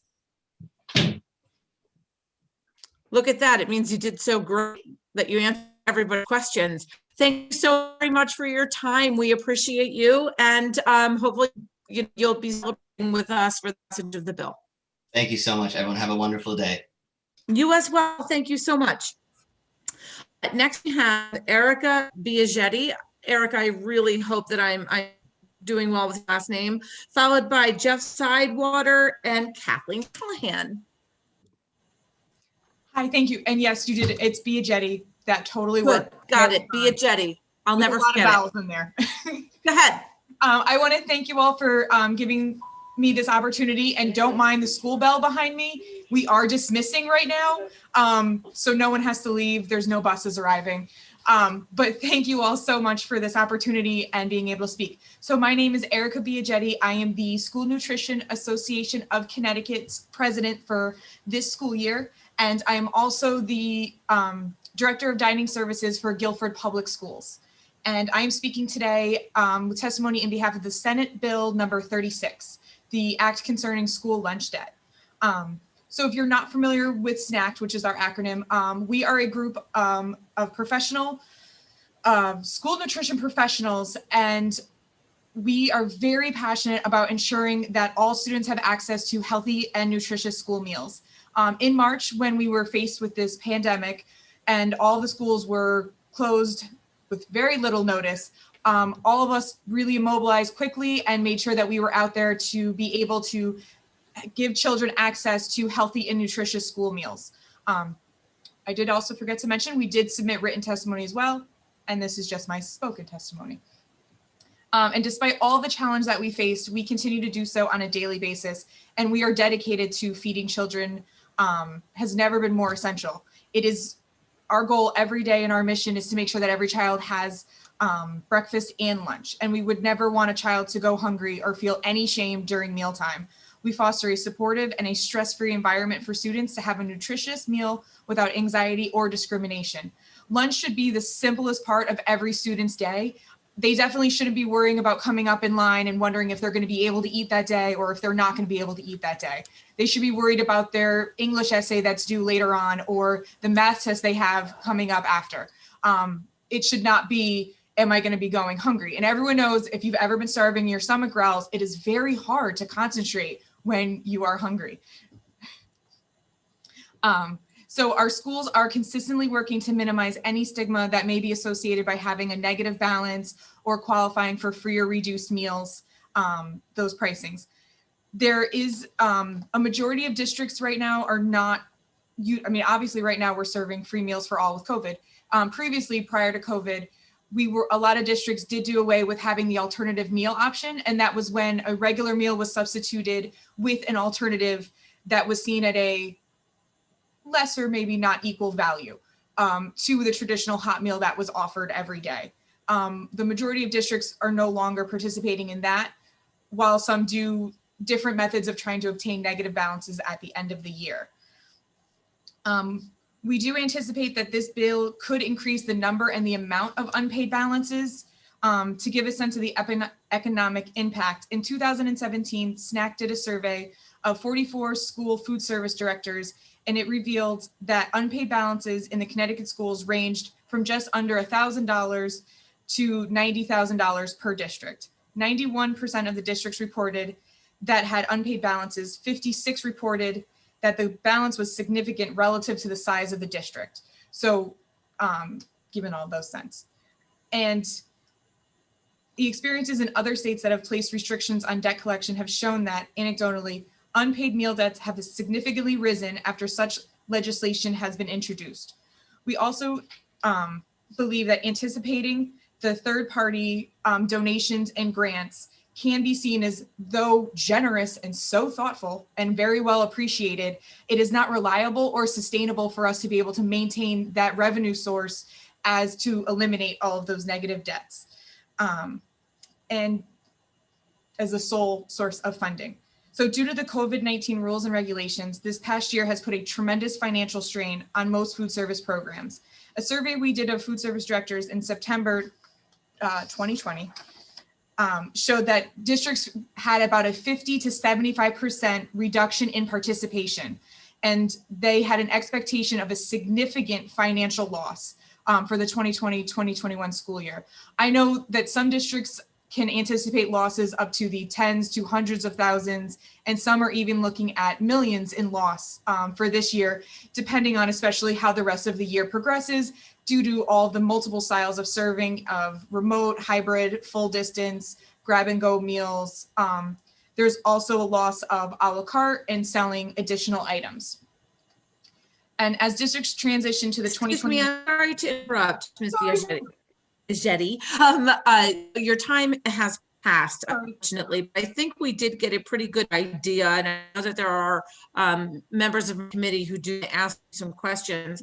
I'm just, I know that my co-chair is very well versed in this. I'm going to throw it over to him in just a second, but I have but one question for you. In speaking to the Department of Education, they had said they're looking to allow the district to engage in debt collection actions for aggravations. Seems to be right up your alley from what you're saying. So I still firmly believe that this bill is needed. And I believe that even though it said, quote, a lot of districts did away with alternative meals, that doesn't mean all districts did. This bill would ensure that all districts do.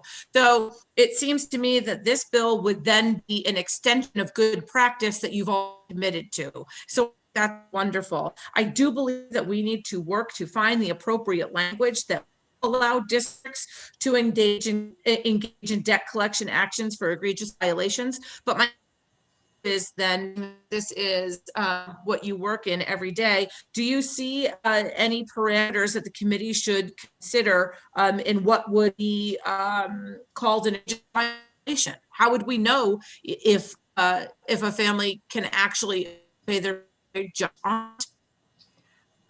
So you're saying, sorry, it broke up a little bit. So if a family could pay their bills or not?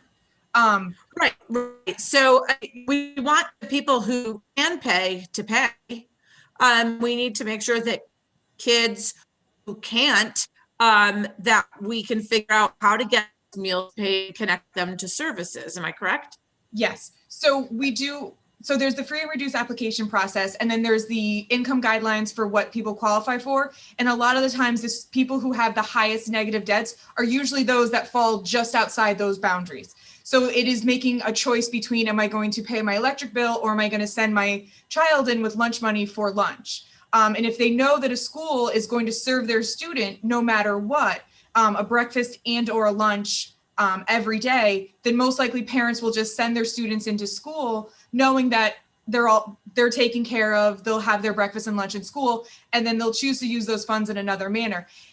And I'd have to speak with more of the delegation, but to be able to determine what financial criteria it would be to decide whether a family could or could not, I would have to refer to just get a little bit more information on that for you to find out. Okay, that because, you know, it seems to me that if this is already happening, this bill certainly isn't going to create it opportunity for it to happen more. I don't seem to make that connection the way you made that connection. So yeah, we do feel that if it was and it became more apparent and aware to a lot of the community, it could be help and seen as an incentive issue for families to possibly find out that, okay, we don't have to worry, they'll be fed and they'll have an increasing negative debt. And some families do go the entire school year without paying. And they know that, you know, the debt is taken away at the end of the year and they don't feel that sense of responsibility to the debt as seen as being held so accountable. And for us, a lot of our goals is just in feeding students. We're not excellent or skilled in debt collections as certain agencies. We do the best that we can every day to achieve the multiple goals that we are set out to achieve. We did, and I know I totally ran out of time. I'm so sorry, and I feel like I'm a fast talker. We did want to make one mention for a clarification on the line, starting line number 30, stating that a declaration of the right of any child to purchase a meal, which meal may exclude any a la carte items or limited to one meal daily. Just if you're looking at revising it and that language, would the one meal be breakfast or lunch or the combination of breakfast and lunch, to just have those determining factors of what that would better clarification. Great, thank you very much. Senator Anwar. Thank you, Madam Chair. Thank you so much, Ms. Bijati, for your testimony. I wanted to touch on a couple of things that you mentioned. First of all, your written testimony was very helpful as well, and the work that you're doing at the state level is very helpful as well. So we want to thank you for that. When you're looking at this, I use the term empathy deserts. We're looking at food deserts and so on. Within some school districts, we have empathy deserts as well. And I don't want them to be named, but would you be able to say a percentage of our entire 169 towns, how many have empathy deserts? I wouldn't know. I could look into it to find out. I'm not sure if the person speaking after me, Jeff Sidewater, if he has any information on this either. I'm not sure how many would. It would, depending on if their classification of CEP, then those students not having to pay is a very different situation. Well, we've heard from students and their families in the past as well about a situation where the children are treated differently, and in line when they're waiting for food, they are told that they have not paid, and these conversations are happening in front of the peers. So this bill is more protecting the child, and it's not taking anything away from the school. So the school still has the right and the responsibility to reach out to the parents. So I just don't want people to be confused. This is not a free giveaway, but it's being kind and nice to the children and not making a child at a very critical age in their life to feel as if they are less than the other, and then actually have to live with the stigma and the challenges that they have at home. So I want your organization to be front and center of this rather than worry about the money, because the money part we're not touching in our bill. Is that a fair statement on my part? So yes, it is a fair statement, and we are definitely with you because we're the frontline workers of having to deal with that immediate reaction of when a student does or does not have money. And we do our hardest every day to make sure that that stigma is not there and that that person is not, doesn't have that place on them while they're in the lunch line. Unfortunately, I do see that it is connected eventually to the financial aspect at the end of the year, and depending on our methods and means of being able to collect that negative debt. But we are very much on board, and we do not agree with lunch shaming nor having a student face any of that discrimination or any of it going forward. We just have concerns after a very hard financial year this year of what it will mean for us next year. We're also anticipating a lot of families are not it's going to be difficult for them coming off a year where breakfast and lunch were free with all the pandemic serving that we've done, to then go to next year of being charged. It's definitely going to be an adapting year for us as we inform, instruct, and work with families as they learn and could incur a lot of negative debt where they're like, you told me all year it was free, and I thought my lunches were, as we're trying so hard to let families know what's happening now. But right, but I would gently push back a little bit. The bill says that don't embarrass and shame a child, and you're saying, but if you don't embarrass and shame a child, we're going to lose money, and that don't go together in my mind. So you can't have it both ways. I'm sorry to say that. May I pipe in? Yes. Okay, Senator Anwar, this is Jeff Sidewater, and I'm next to speak anyway, but I'm also joining in with Erica. Mr. Sidewater, just because we have one testimony, and would you mind waiting for yours, and then we can actually have you speak, and then we'll be able to, if it's okay with you. Thank you. Thank you. And again, back to you, Erica. Again, I just want you to understand that we are trying to protect the children, and if we are trying to protect the children, and then you also claim that you are also trying to protect the children, then we are on the same team. But then this whole idea that, well, if we don't embarrass the children, we're not going to get paid. I can understand that. Maybe I'm hardwired wrong, and we are under different frequencies right now. I want to talk a little bit about. Is there a way to, and this is maybe a later conversation, to have the local farmers be a part of a long-term strategic relationship with our school education, school nutrition programs, to have local food, local dairy be more involved in providing food? So we do work very closely with a lot of, we have a lot of other organizations. Put Local on Your Tray. A lot of districts participate in their local farms. I don't know how many are in that program. I can find out that information for you, but we are always pushing Connecticut grown. We work very hard with the New England Dairy Council, and having a lot of our milk is from here in Connecticut, if not local in the region. So we're always looking and willing to boost and build that. That is a key fundamental for us. And advocating for our partners.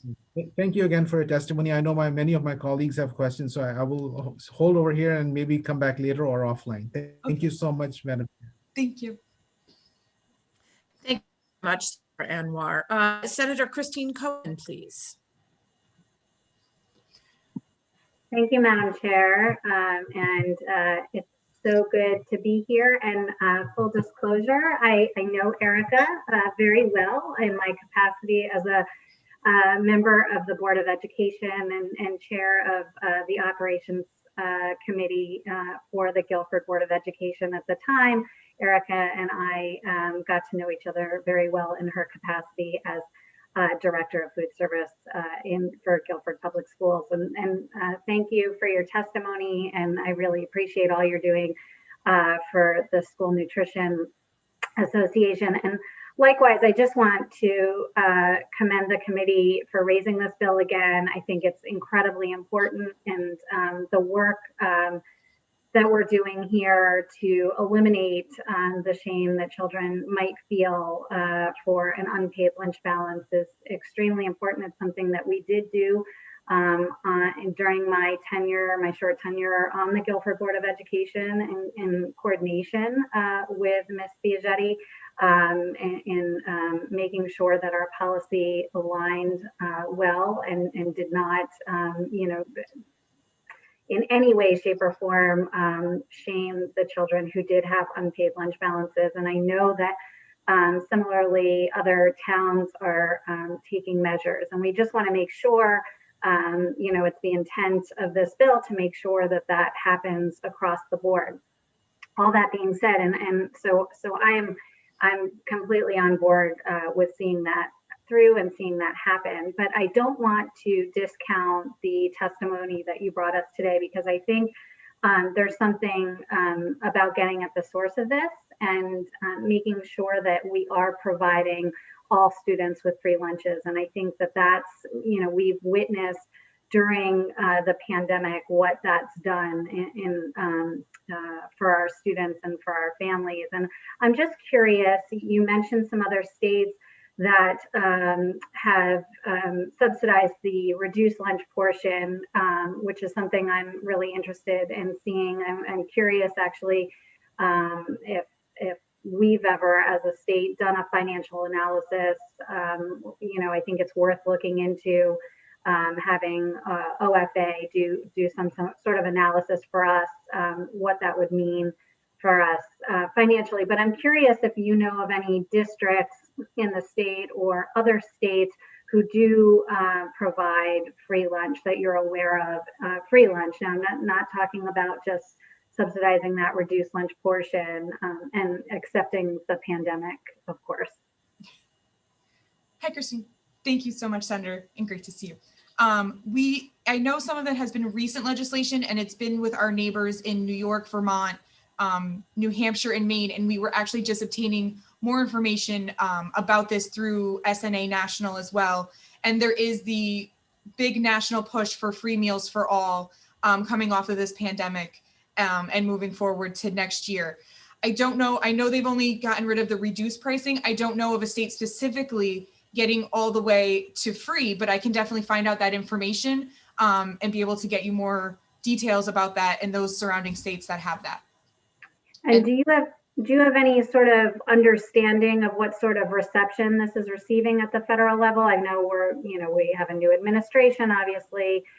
There's a lot of change, but is there any indication of what's happening there? So we're hopeful that it's going to be a positive reception. We have been positively received.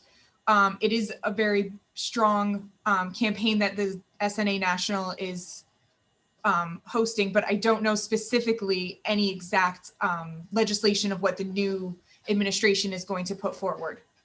Okay.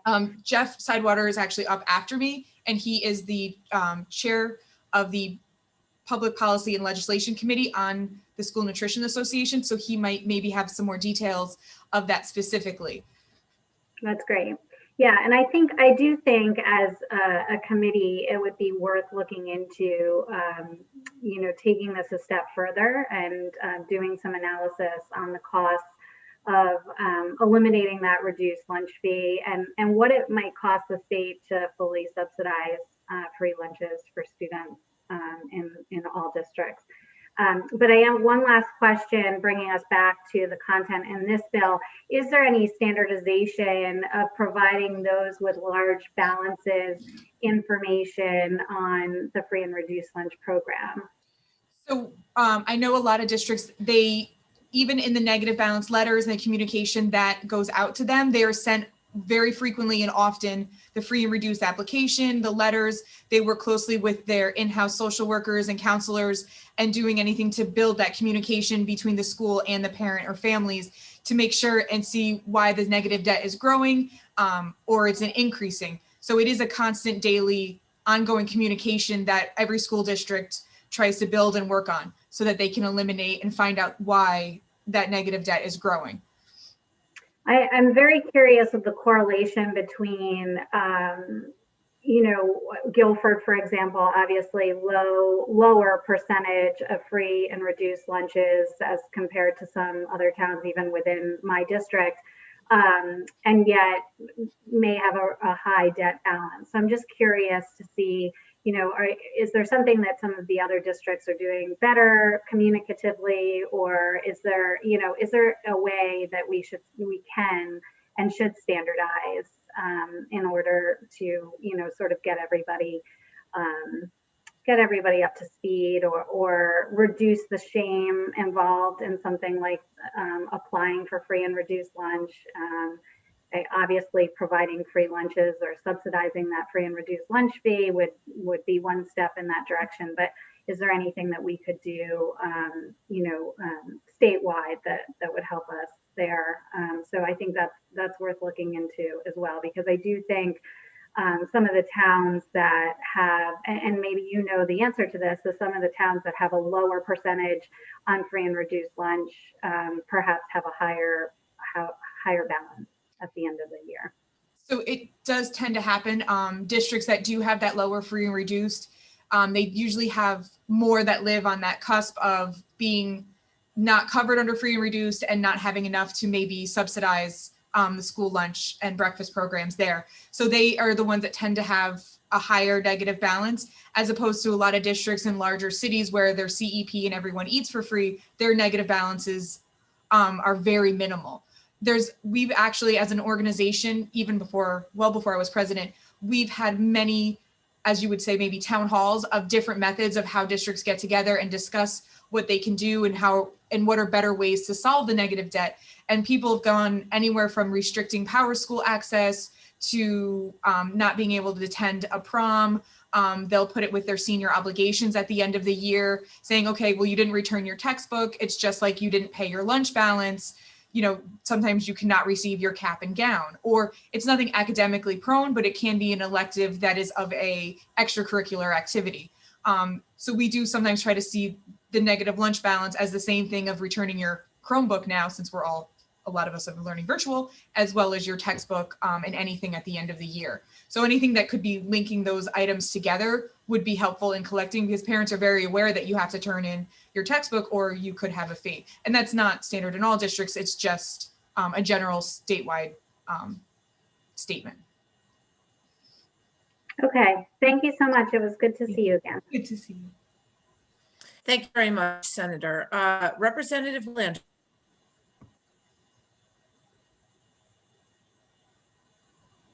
I'm sorry, Representative Wieland? Oh, I'm sorry. I That's okay. Go ahead. apologize.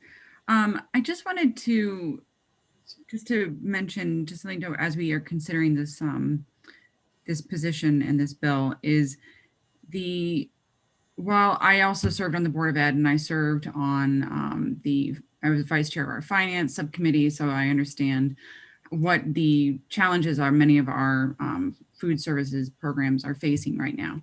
But I also just want to make sure that we are all considering the cost of what the cost would be for not properly feeding all of our children in terms of poor performance, and especially as children get older, they are self-selecting out of eating because of potential shame and separation based on the food or whether there's just that stigma that goes with it. So I think while we do need to make sure we keep in mind the costs that come to our districts and therefore back to our towns and the state, what our long-term liability would look like when we are thinking about their school performance and access to higher education based on that, and then the lack of revenue that comes back to our state as they are not as performing at a higher level than they could be otherwise. So just wanted to bring that up. So thank you.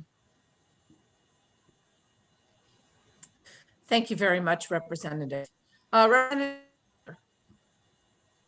Hi, thank you so much for being here and talking to us today. You guys have done yeoman's work in this pandemic. It's really been amazing to see the amount of work that you've done to make sure our children are fed. And as you know, and I'm sure all my co-committee members know, that when children are hungry, they can't learn. And it is a tragedy that's impacting students' real potential to do the best that they can in school. So there's something that you mentioned, everything that you said, I appreciate you sharing. I know that the vast majority of school nutrition professionals are doing a really great job of making sure that children are not being shamed and that they're being given an equitable, appropriate meal when they're hungry, and that shame practices aren't being utilized. But as we know, like, there are examples of problems in any career or profession. And of course, there are examples of students in our state who have experienced shame or loss of things that relate to them achieving their academic potential as a result of them participating. But you had mentioned that the School Nutrition Association feels that that if this policy were to take into effect, it would negatively impact your ability to collect, and or that the amount of unpaid debt at the end of years would be higher. And I just want to ask you a little bit about why that's the philosophy of the School Nutrition Association, because there was published literature that reviewed these policies that was published in the Journal of Nutrition Education and Behavior in 2017 after the idea of school lunch shaming sort of came front and center in news. And so they compared gold standard anti-shaming policies that they deemed anti-shaming policies at local boards. And then they compared the impacts based on strength of those policies and impact in school debt. And they found no difference in the amount of debt before and after these types of policies were implemented. In fact, they saw a decrease in debt because as these policies went into place, and they found less people who were engaging in these shame practices that this is attempting to prohibit, that there was more effort on the front end of the school district to ensure that folks enrolled in any program that they were eligible for that would prevent them from accruing this debt, because they were investing more front end resources in making sure that every eligible child was enrolled. Now in Connecticut, of course, we have direct certification between CHIP and school meals. And so I don't know how much more room there is to increase enrollment, but I would like to better understand why you feel that this would impact your debt, just because perhaps there's something that's out of the realm of what I've read and understood that I'm missing. So no, and great question, and thank you all. So the reason we feel that there may be an increase in the amount is is not because of the lunch shaming, which we are agreeing, and we should not shame a child. It's due to the fact that when families realize, slightly separately from the lunch shaming, but if our ways and methods of attempting to collect after a debt is there are restricted, not aside from the shaming, are restricted, then it would be difficult for us to be able to receive those fees, those returns back. So that when families and parents know, unfortunately, some will take advantage of any program where they know that this could be going on, and that they will use it to their benefit of thinking they will receive free breakfast and lunch for the year because there's nothing that would happen to them. It would be, there'd be no repercussions, there'd be nothing. Because at the end of the year, as of June 30th, their balance would go to zero. And on July 1, we would start over again. And the Board of Ed and the local towns would be the ones who would be impacted by that negative debt. So that's why we're pushing very much for in state and or national level for the free meals for all, because we believe that that is going to be a great solution to the lunch shaming issue, while also being able to support us on the funding side. And they're really one and the same, because free meals for all takes away all of the lunch shaming. Once that's there, then all of that stigma and everything that's involved around lunch shaming and balances and application. You muted yourself. You're muted. I didn't hear the end of what you said, but thank you so much for sharing, for sharing that perspective. I appreciate it. I say this with like 100% all due respect for you folks. You do amazing things, but I do think saying that there's a fear of the idea of a policy negatively impacting finance, I respect your professional opinion 100%. I do find it problematic for us to impact policy on a fear or concern when we have research published in peer-reviewed journals across a cross-section of states that demonstrates to the contrary. And so I would caution my peers to consider that in their selection of this. And Erica, I know you guys are doing yeoman's work. You really are doing amazing work feeding children. I don't mean any disrespect to you and your opinion. I want to make sure kids are fed, there is no shame, and we make sure that kids reach their full academic potential. So I really thank you so much, but I just want to make sure that people know that there is peer-reviewed research to the contrary, that there is no financial impact on policies like. Thank you very much for your testimony, Ms. Biagietti. Seeing no other questions, we're going to move on. So thank you. But before Representative Foster, I would like to ask that you please provide information for the committee. If you could please forward that data. Thank you. 100%, not a problem. Excellent. That's very, very helpful. Thank you so much, Representative. Next, I'm going to go to Jeff Sidewater from CREC, and then we're going to move on to Kathleen Callahan and Nancy Alderman. Mr. Sidewater. Yes, thank you, Representative Lenahan and Representative Anwar. I apologize for jumping in before, but the legislative aide Peter said that we were able to speak together for this, because Eric and I work very closely on this issue and all of the issues. I am the co-chair of public policy and legislation for the School Nutrition Association of Connecticut. And most of what Erica has said is what I was going to say as well. A lot of the questions that came up have already been answered, but I want to go back to a couple comments that were made there. First of all, Representative Cohen made some great comments there. And what we see in this bill really is that it's really addressing a symptom of a much greater problem. And the much greater problem is poverty in the state of Connecticut and food insecurity. And we're out there on the front lines of this every day. As Erica has already said, feeding children this year during the pandemic, it's been incredible what we've had to do. And being able to feed kids at no charge has been fantastic for us because this is a moot issue for this year for us. We don't have any unpaid balances. But going back, what we really need to do is really be looking at policies or bills or legislation that would help fund these either unpaid balances or provide free meals for all children. And as Erica said, we are working on that at the federal level. Our congressional representative, Joanna Hayes, and Senator Blumenthal are currently putting together a bill along with some other legislators and work with the School Nutrition Association. And Connecticut is also going to be able to try to assist in providing information and pushing this forward. And that really is what the big goal is here. We have looked at other policies that other states are doing. We do see that Vermont right now has a bill written that is going to push forward a universal meal program for all.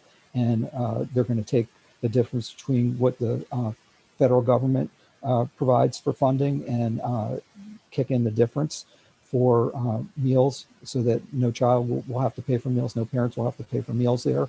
Massachusetts is also pushing towards it. We have heard that there's 7 other states right now that are pushing for universal meal programs after having it going on for so long now during the pandemic.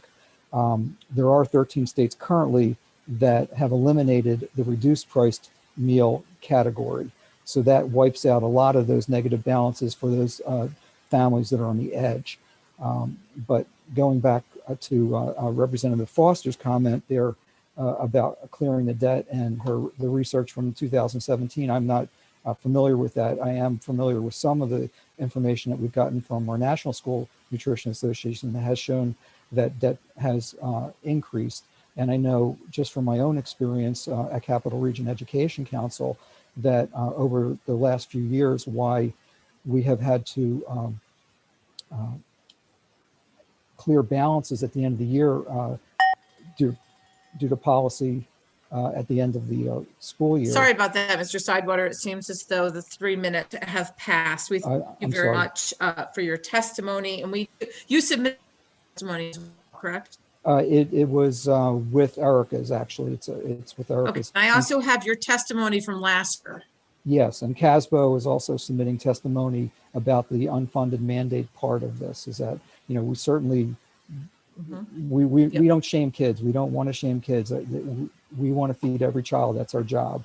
And we continue Great. Thank to do you so. so much. Then, Anwar, do you have any questions? I wanted to thank you, Mrs. Sidewater, for your testimony. And sorry I had to stop you earlier because I didn't want to take away from Erica's testimony. And we've been sort of going one person at a time, and that's how it was listed. So sorry about the fact it did not get listed as both of you together. The good thing is if you were both together, it would be 3 minutes together. Now you have 6 minutes, 3 plus 3. So this is better this way. And this was very helpful, and we appreciate your testimony and the work that you're doing. Be glad to answer any questions or provide additional information or work with the committee on revising or drafting language that would help.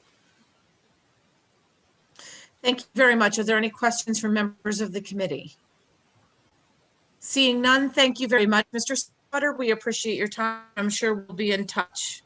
Thank you. Thank you.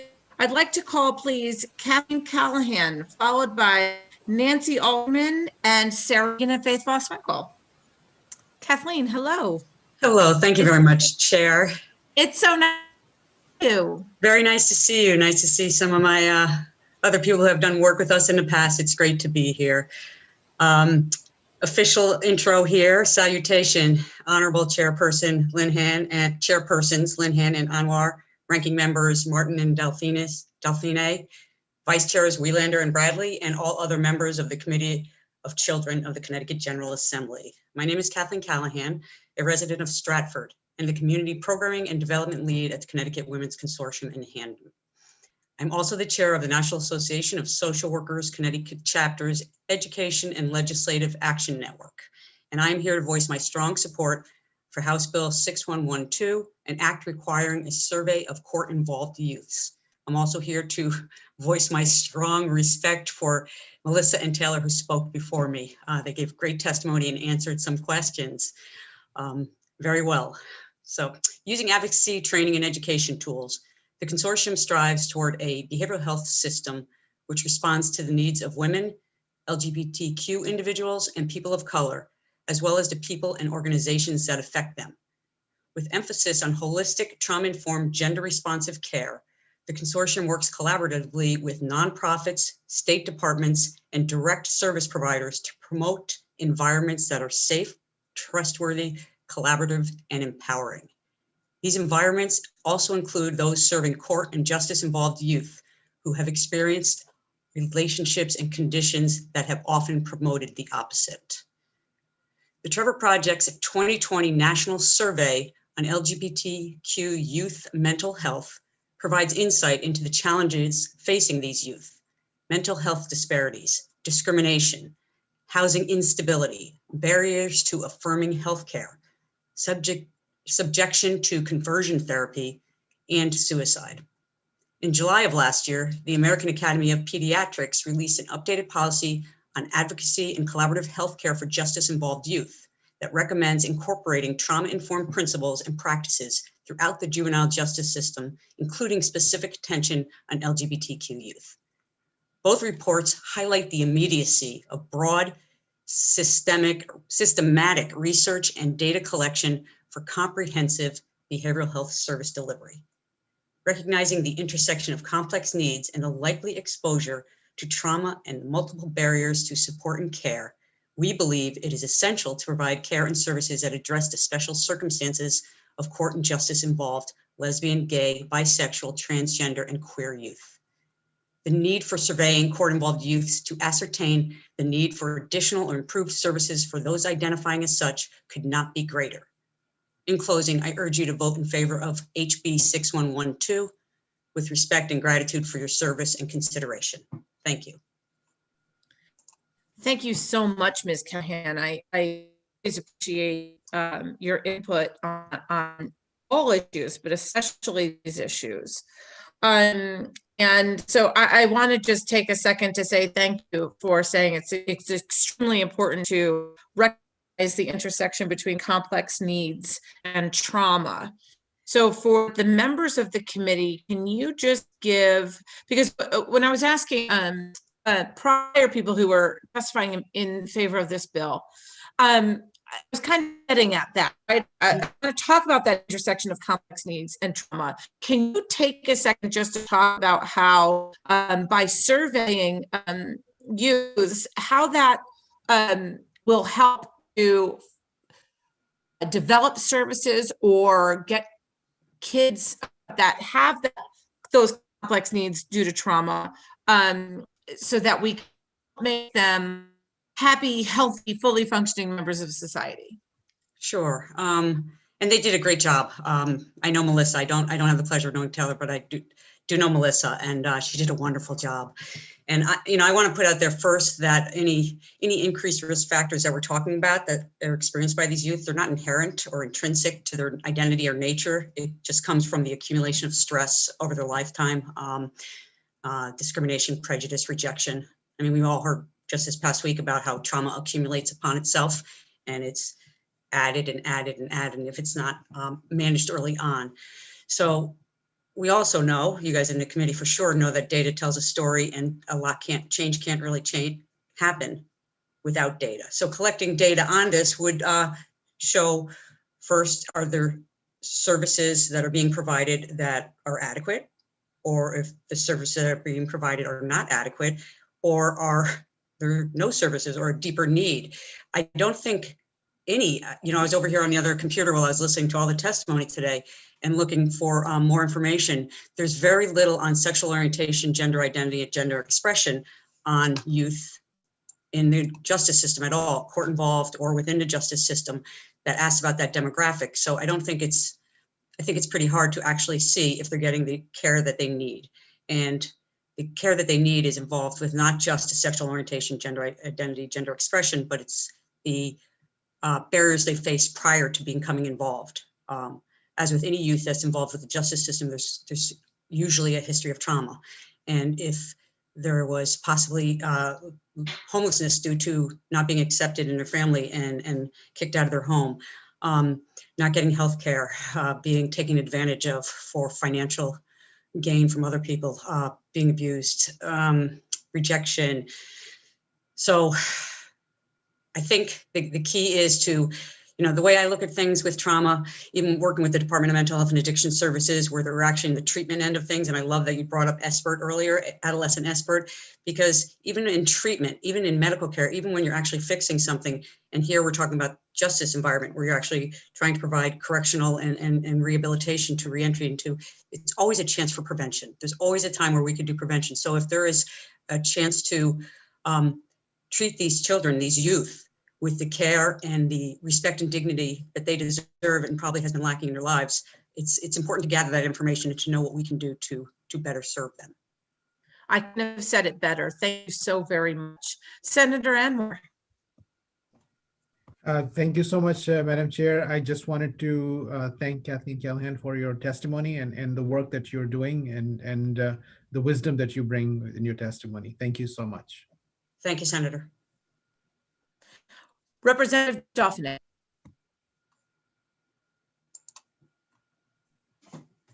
Representative, you have to mute yourself. Sorry. There you go. No problem. Thank you, Kathleen. I just had a question. Can you share with us some of the bias that you have seen by the judicial branch with regard to the LGBTQ population?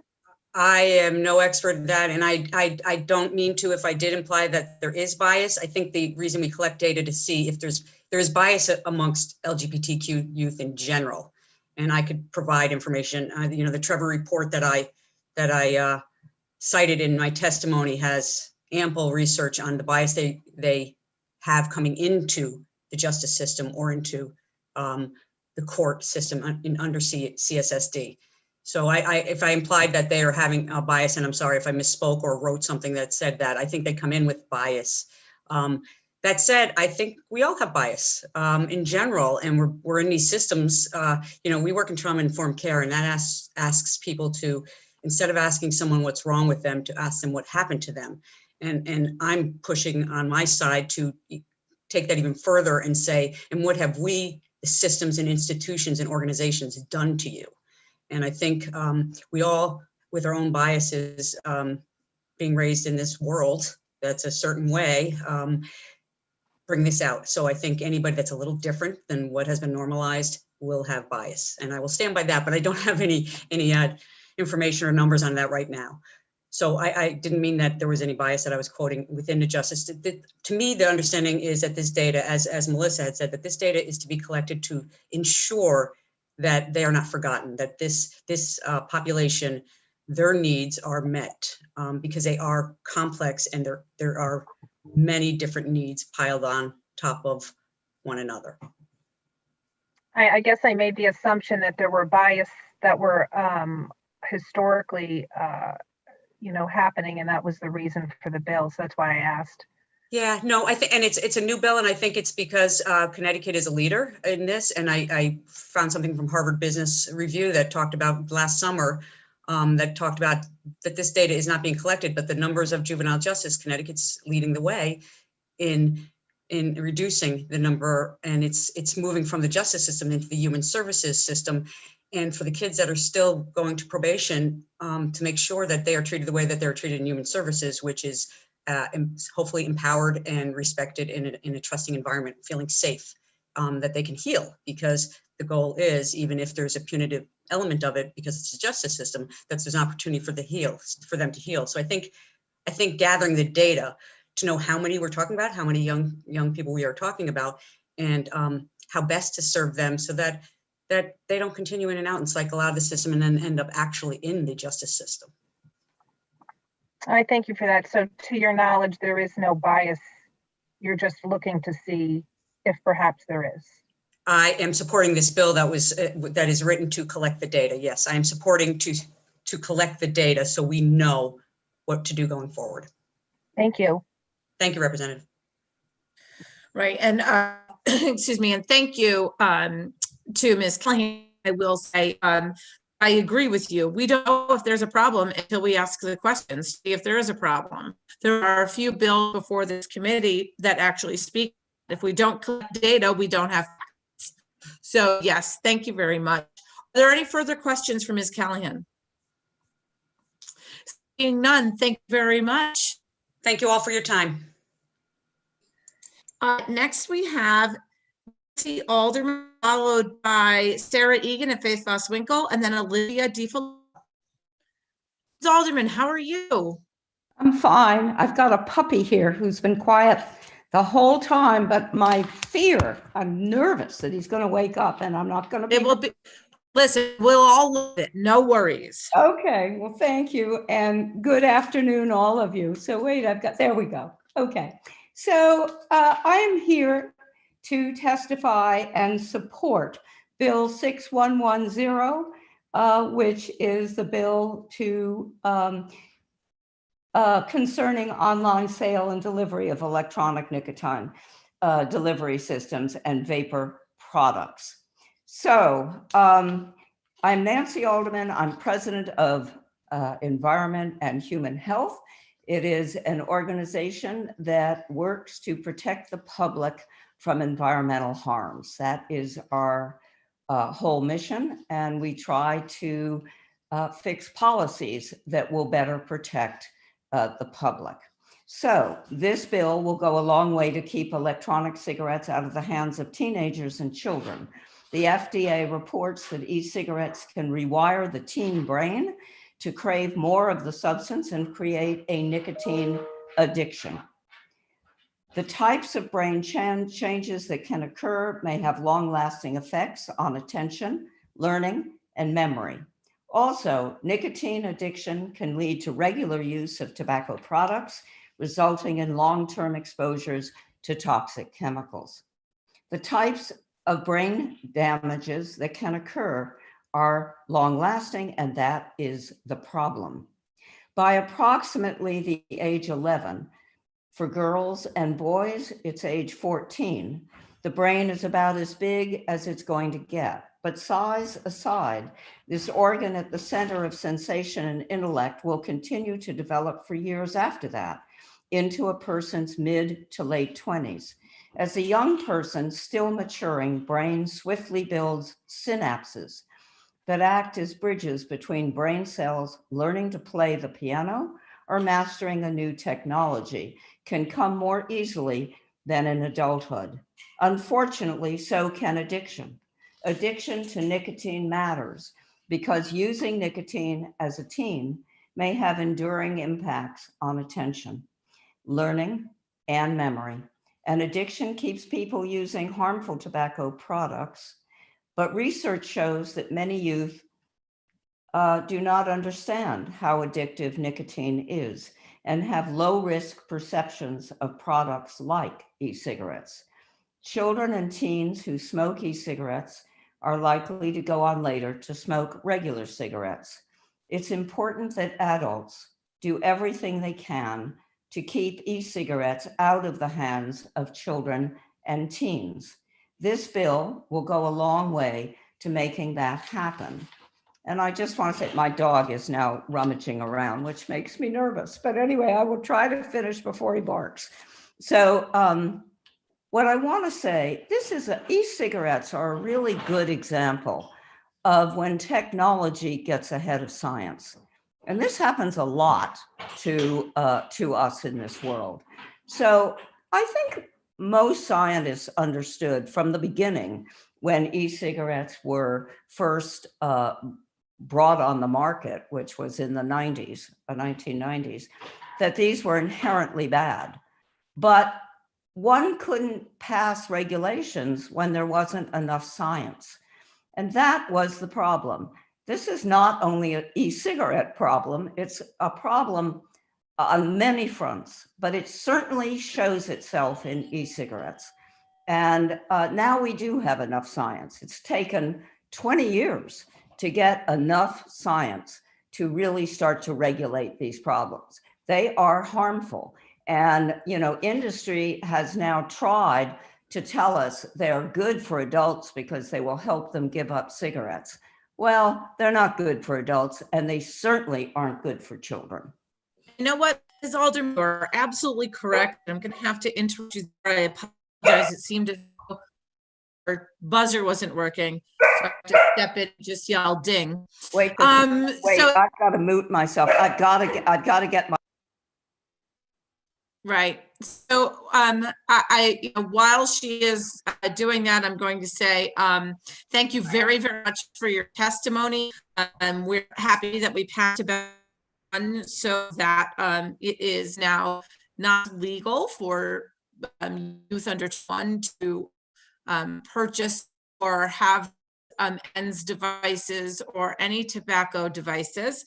This bill simply allows us to tighten up online purchase and make sure that kids aren't getting away with something they're not supposed to. So thank you very much. Are there any questions from members of the committee? See, you did great. Thank you so very much, Ms. Alderman, and thank you, Puppy.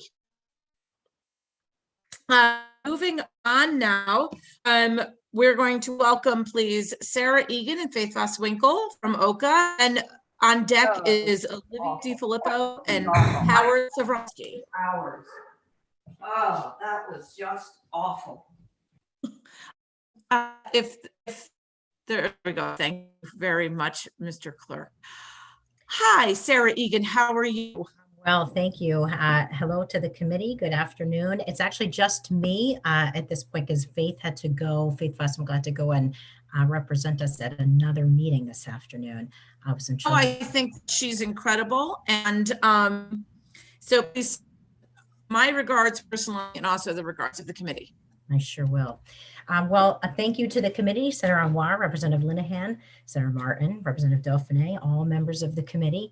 This is a first for me, as I'm sure it is for many, testifying Zoom. So I am pulling up my testimony as a reference, and I hope this goes smoothly. So the Office of the Child Advocate is providing testimony on almost all of the bills that are up for today. I'll just move quickly through them as you have our written testimony. For those that don't know, the Office of the Child Advocate is an independent state agency charged with reviewing, investigating, and reporting out regarding the efficacy of publicly funded systems for vulnerable children.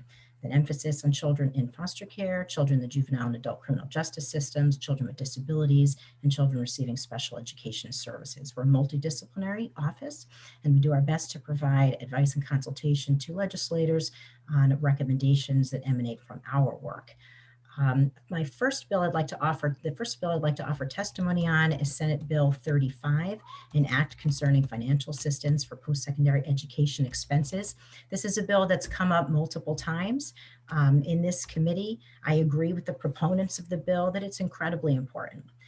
Connecticut offers financial assistance for children in post-secondary education so long as they are adopted by a certain age and by a certain year, and so long as they're in foster care. So a child who remains in foster care with the department through age 21 or even 23 under certain criteria will continue to have their education paid for. And yet there's this cutoff that, as Senator Anwar has pointed out to us, as well as others, continues to not provide that benefit to similarly situated children who are adopted from DCF, but prior to a certain year. So we agree with the proponents of the bill that there's a moral and an equitable argument for imperative for supporting college education for all of the children that were adopted through the child welfare system. The next bill we'd like to offer testimony on is Senate Bill 36, an act concerning school lunch debt, which we've heard a lot about today. The Office of the Child Advocate strongly supports Senate Bill 36. Agree. I'm sorry, my testimony just seemed to disappear from the website here, so I'll just have to go. That's okay. I'll just have to go by memory, which is, I think we've heard a lot today about it. One of the things we haven't talked about today are the statistics in Connecticut, right? And according to Feeding America and the Connecticut chapter, 1 in 6 children in Connecticut struggle with food insecurity. That's over 100,000 children in the state of Connecticut struggling with hunger on a regular basis. Those numbers, as we know, are worsening every day during this global pandemic. And despite the heroic and Herculean efforts of local school districts to meet the food needs of children and families, we also know that there are many reasons why children and families may struggle to access food support. That includes reticence by families who are undocumented, children who are undocumented, who may not qualify and don't qualify for all of the food, all federally food benefits, or who may fear seeking assistance for fear of deportation or fear of not being able later to earn a green card due to public charge rules, which are actually don't prevent children from accessing food, but people may fear that it does. There's also things like shame and stigma. I'm glad that everyone that spoke today, even people who have concerns about the bill, emphasize the consensus that we all have to make sure that no child goes hungry, no child is shamed for that. And I also agree, I don't know if they're here today, but the testimony from End Hunger Connecticut, which rightly emphasizes the underlying problem of poverty and childhood hunger, and that the goal must be to ensure that all children have ready access to the food that they need, and that any burden borne by local school districts be alleviated through adequate funding and support. I think is a public policy goal we all support. But I do want to circle back quickly to a comment that Senator Anwar made earlier, which is I do think it's important to separate out our concerns about fraud related to a potential benefit. Our concern about the ability of the district to collect money has to be separated out from whether the public policy of ensuring that children have ready access to food and are not shamed in their access to food are two separate things, right? So the public policy articulated in the bill is extremely important, and I can think of few more urgent public policies than in ensuring we are doing everything we can, however incrementally or broadly, to address childhood hunger in the state of Connecticut, which I think again is a problem more urgent, an issue more urgent than ever.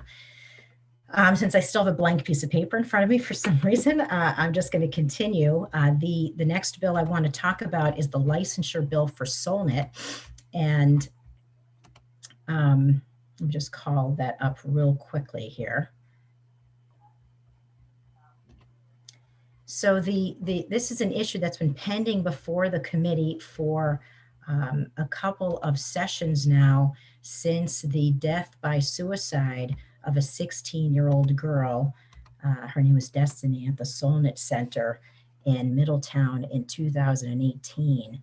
And Destiny, who was 8 months pregnant at the time of her death, was scheduled to be discharged to foster care the next day, and died in her room in the facility the day before. In the wake of Destiny's death, there were a number of investigations by Department of Public Health in conjunction with the Department of Social Services and the Office of the Child Advocate, as well as internal reviews by DCF. There was outside consultant contracts done and ongoing quality assurance. I think what's important to acknowledge at this stage is that there is consensus amongst all of the agencies, DPH, DSS, DCF, and the Office of the Child Advocate, that a more robust framework for licensure, outside licensure, and regulations applicable to the Solnet Center will help ensure a sustainable framework for safety and quality of care for children.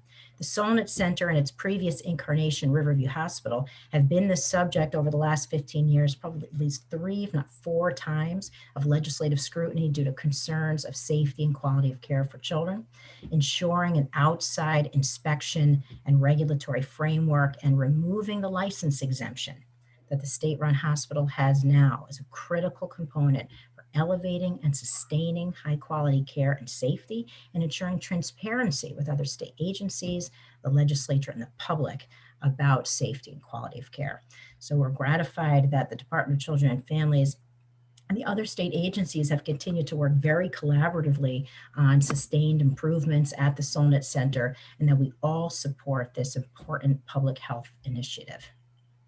Thank you so very much for that. I really appreciate the wealth of knowledge that you bring to the committee regarding the Solnet concerns. I think we have some members of the committee who were on last session and the session before, but there are also some new members, and I think that your expertise on this is extremely important. And I want to ask you, because I don't have your written testimony in front of me, is that does it go into detail about why this bill is so needed? It does have a fair amount of detail in there, and I can unpack that for a couple of minutes for you if you think that would be helpful for the committee. I'm just pulling up my actual testimony. You know what, I know we're gonna have a lot of questions, and so I kind of want to give an opportunity to the members to ask those questions because we're running a little bit short on time. I don't know if you heard the ding, but you know, that's okay. I let it go. Because I very much think that what you have to say here is of extreme importance. So I want to make sure your testimony, if you look over your testimony, again, your written testimony, I think that there's an opportunity to go even deeper to those reasons. If you have something in writing that you can send to me so that I can send all the members of the committee, I think it's really important for them to know, as well as a link to your investigation of Solnet. I think that that's extremely important. Absolutely. I mean, one quick thing I can share, and it is in the written testimony, which I've just recovered on my own server, but can't seem to recover on the CGA server, is that Destiny's death followed 6 other suicide attempts in the previous 6 months at that facility, some of which had been investigated by DPH, some of which were not. But they were, and the hospital prior to Destiny's death had been subjected to multiple findings that there were deficiencies in safety and care that rose to the level of creating what's called an immediate jeopardy of harm to children. That's the language under the federal Medicaid standards. And that the facility needed to be subjected to directed corrective action and outside monitoring, right? But those are all tied to review of incidents. They're not tied to an ongoing framework for inspection and attention to quality, an outside regulatory framework. So we don't want a quality assurance framework that is only responsive to serious incidents. We need to have something sustainable that supports high quality care and safety. And our testimony goes through that and highlights findings from our fatality and facility review that we did prior to Destiny's death. I do have testimony on the other bills, including swimming lessons that I can talk about, and the youth suicide prevention program, as well as the sharing of information on sexual abuse prevention. But I want to pause here and see if you just want to ask questions about that or what you think would be most helpful, Representative Linehan. Yeah, let's have a question from Senator Martin. Senator Martin, is your question regarding Madam Chair, my question is regarding HB 6111. So, oh, yes. okay. So why don't we let Ian continue with her testimony and just give a quick wrap up overview, Sarah, about those bills, and then we'll move on to questions. Sure. Just on the swimming lessons bill, again, this is a repeater here in this committee. It's extremely important, a public health initiative. Drowning is a leading cause of death for children, including in Connecticut. The Office of the Child Advocate and I personally co-chair the state's Child Fatality Review Panel. We meet every month as a multidisciplinary panel to review every sudden and unexplained death of a child under the age of 18. And I can share with the committee that in a recent 7-year period in Connecticut, 39 children died from drowning. 12 of these children were between age 1 and 3, and 12 of these children were between ages 13 and 17. We know that Black and Hispanic children are disproportionately affected by drowning. Nearly 65% of all children who drowned in Connecticut were Black or Hispanic. And research also tells us that children with certain disabilities are at significantly greater risk of drowning. For example, children with autism are 160 times more likely to die from drowning than their peers. We know that swimming lessons make a difference. We also know that 80% or upwards of low-income families do not have access to swimming lessons. Swimming lessons are a public health strategy, and they should be available to only those that can afford them. A word on the youth suicide prevention program. Obviously, we support the goals of this effort enormously. Again, suicide is another leading cause of death for children. In fact, it's the second leading cause of death for all children starting at age 10. Connecticut had 10 youth suicides in 2020. We had 10 youth suicides in 2019. The age for children committing suicide or dying by suicide has gone lower and lower across the country and in the state of Connecticut. And our concerns about adolescent mental health during the pandemic are significant, very significant, which I think you'll hear from other testifiers today.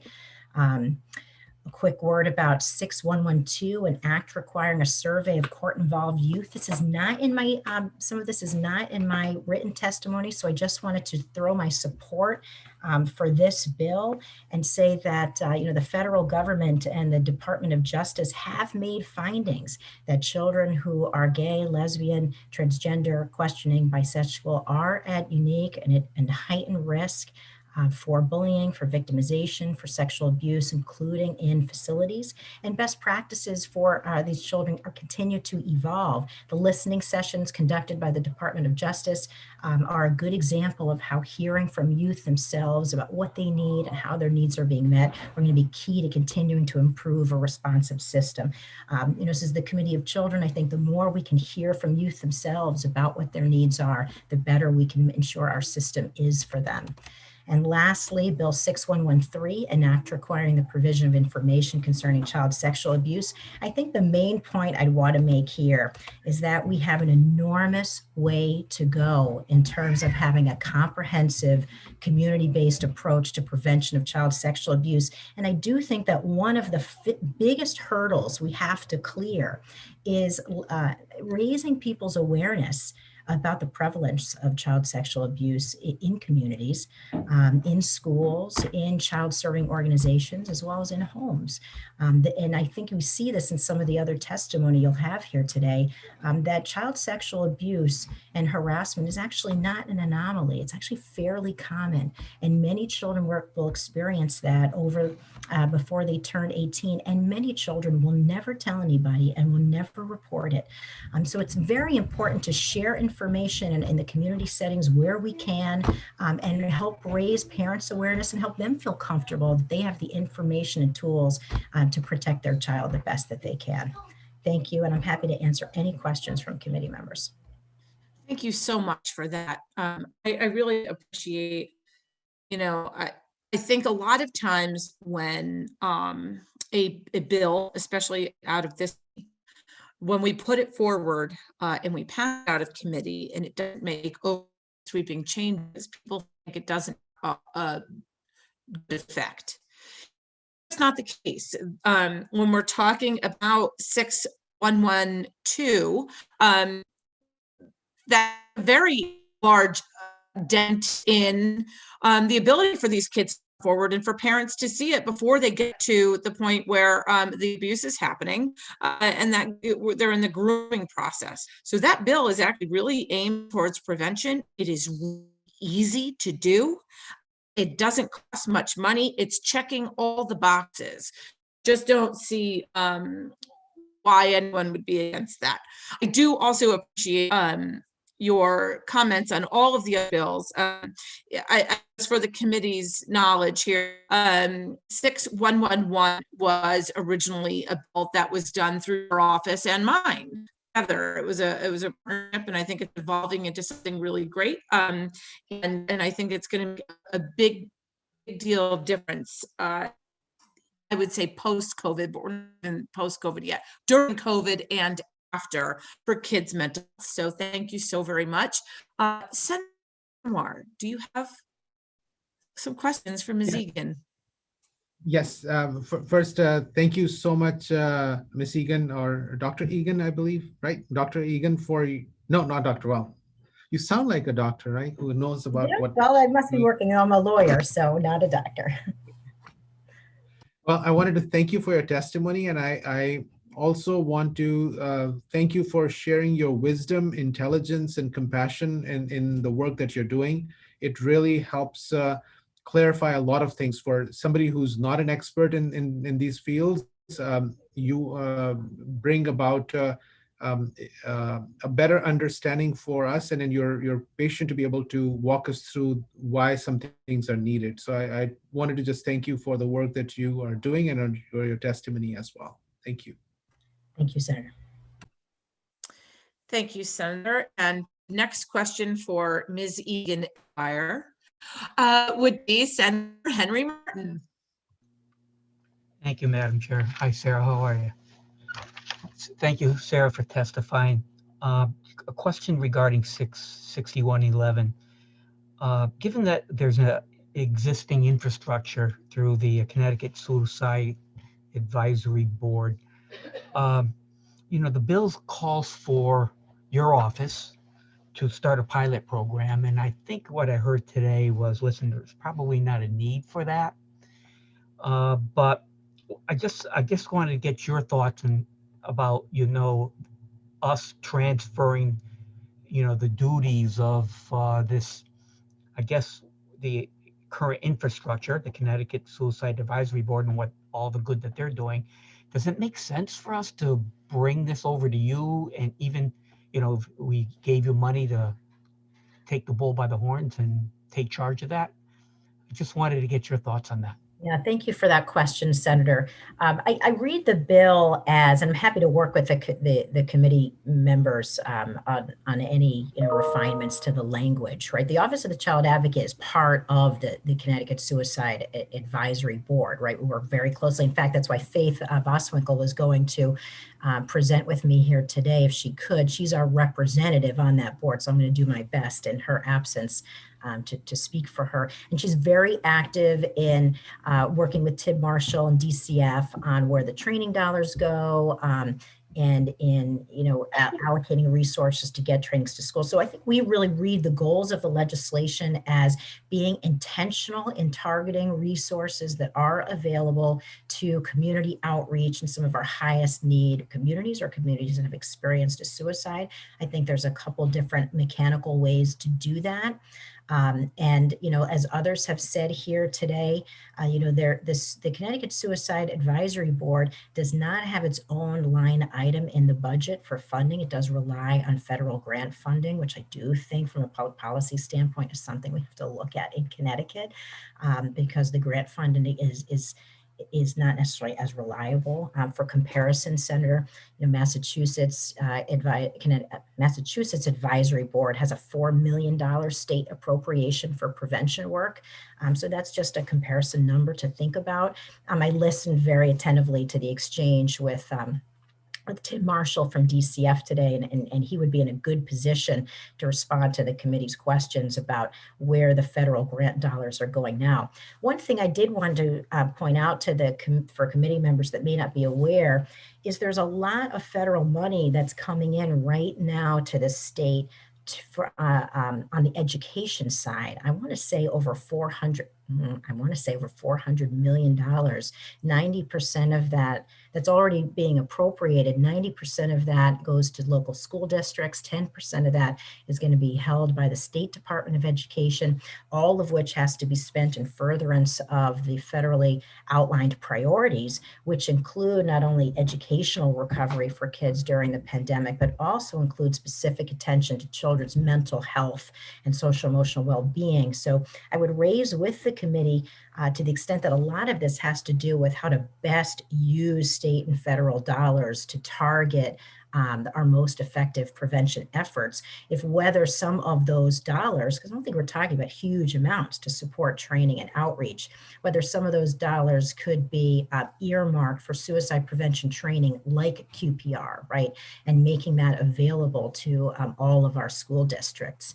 And putting a dollar figure on that and talking about that with the State Department of Education. I know they're going through the process now of creating applications for local school districts and the guidelines about how the money can be used. So that's just an opportunity maybe to fund this initiative with the sort of breadth that folks would like to do. So do you think that we need a task force to sort of assemble the parts here, but maybe improve the current infrastructure that we have? I guess I'm sort of trying to fish as to, how best to proceed with this bill. Yeah, I mean, I think we don't need a task force because we have the existing Connecticut Suicide Advisory Board. I think if the goal is to harness what resources there are to target school districts and other child serving organizations with some of the with whatever resources are here for that kind of a training, I think we have infrastructure to support that and accomplish the goals of the bill. Okay, thank you, Sarah. Great, thank you very much. Representative Comey. Thank you, Chairwoman Linehan. I just want to say thank you to Sarah and for all the work that she does. Supplement is really such a critical resource for our state for those adolescents and kids under 18 who who need extensive treatment, inpatient treatment, and have significant emotional problems that can't be safely treated at home or in outpatient programs, and you know, I've heard over and over that you know, the patient is in the hospital and we're just waiting for a spot at Solomon. It's the place that people want to go to heal, to get some hope, and to then be able to move forward with their lives and to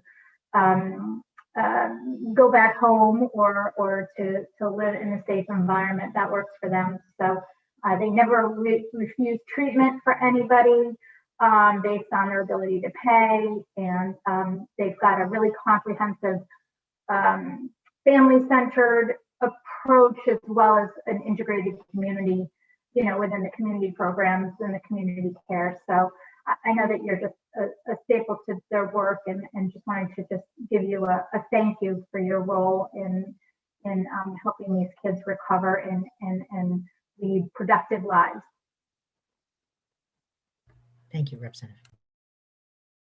Thank you, Comey. Representative Comey was vice chair, so she does understand the issues that we're facing here today with a lot of bills that we did last year. So I thank you very, very much, Representative Comey. Daphne. Hi, thank you. Thank you, Sarah, for your testimony. I do have a question regarding SB 702 concerning the free swimming lessons. I know you testified on that. Can you give us an idea of how you would see that being rolled out statewide, with so many children not having, not living near any kind of public pool and or having transportation? I just wondered, and perhaps, you know, I know you wouldn't know this, but I'm wondering about the cost of such a program.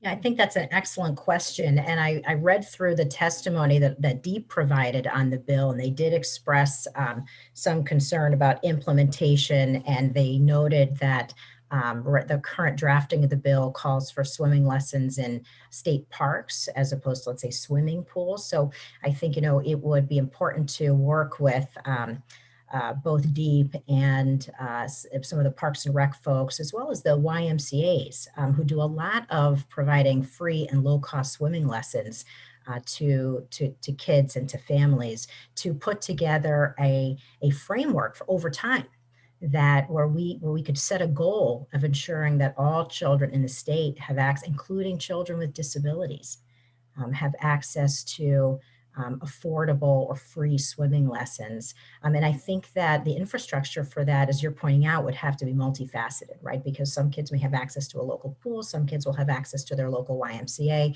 and others may not, right? And we'll have to provide special attention to thinking about how kids who are more geographically isolated from those things can access those swimming lessons as well. So I don't have all the answers for what that infrastructure would look like. I think from my perspective, I guess what I'm advocating for is that it is a public health strategy for a public health problem, which is the lack of access to swimming lessons.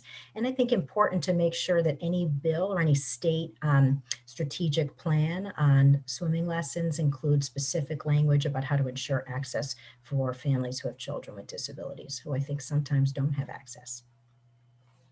Thank you. Excellent. Thank you very much. Are there any further questions from committee members?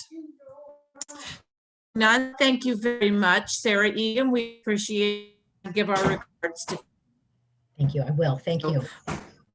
I'd like to call Olivia DiFilippo, followed by Howard Tavaron, and then Tom Bean. Good afternoon, Representative Linehan, Senator Anwar, and members of the Committee on Children. My name is Olivia DiFilippo.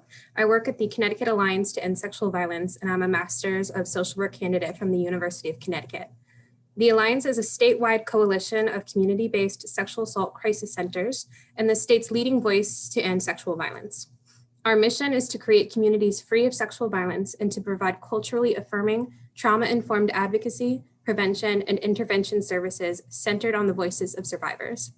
I'm here today to offer my support for HB 6111, an act establishing a youth suicide prevention program, and HB 6113, an act requiring the provision of information concerning child sexual abuse. I feel that these two bills go hand in hand and are extremely necessary for the safety of Connecticut's children.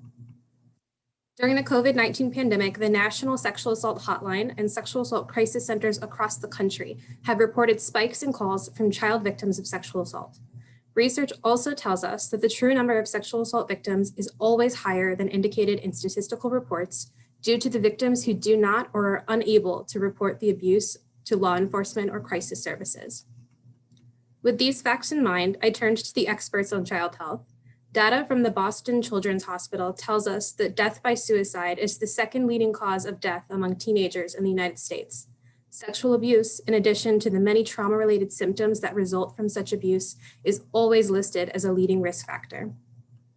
The intent of both of these bills can help children and their guardians to be watchful for signs that our children are in danger. Many youth consider coaches to be the most influential adults in their lives, and educating coaches through the legislation in HB 6113 provides a unique opportunity to impact the lives of the youth that they work with. Similarly, educating the influential adults listed in HB 6111 on suicide prevention will allow for a strong impact of their own, as well as direct mental health intervention that the children may not have access to or seek out on their own. The Alliance has a long history of creating prevention and awareness campaigns and is currently implementing 2 sexual violence prevention campaigns with coaches across the state. One is a collaboration with the Connecticut Coalition Against Domestic Violence called Coaching Boys into Men, and coordinating with the Department of Public Health. The other campaign is a collaboration with the Connecticut Association of Schools Connecticut Interscholastic Athletic Conference called We've Got Your Back. The Connecticut Alliance to End Sexual Violence would welcome the opportunity to provide technical assistance on these initiatives and ask that we are included as an organization to work on the informational sheets. Additionally, our 24/7 hotlines in English and Spanish are available and connect to one of our member centers in the area of the caller for immediate one-on-one assistance to answer questions or help victims and survivors. We request the phone number and our website to be included in our publication so those seeking information or help have a reliable and local source. Thank you very much for your time and for listening to my testimony today.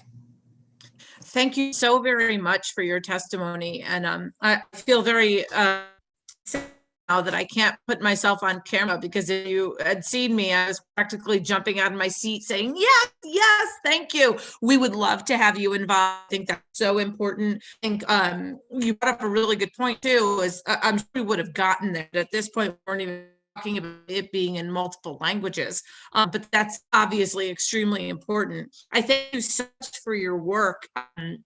You know, I have a lot. This is now the second year that we're doing this bill, and it did pass out committee unanimously. But I still think that there is a lot of belief that this is important. And I spent so much time rooftops letting everyone know that this is more important than you think. And so I want to ask you, you know, the work you do, how often do you hear that there is adult sexual misconduct, whether it be through coaches or some other person, adult in his life? How often does that come up in your line of work? Thank you for the question. While I don't have the immediate, data records with me right now, I'm happy to look that up and send it to you, but I can say with confidence that we hear about that very often. This is not something that is new or, on the sidelines. This is something, and I believe another person who gave testimony earlier said that this is something that's very common and many children experience. Yeah, I said this last year in committee. I'm going to say it again.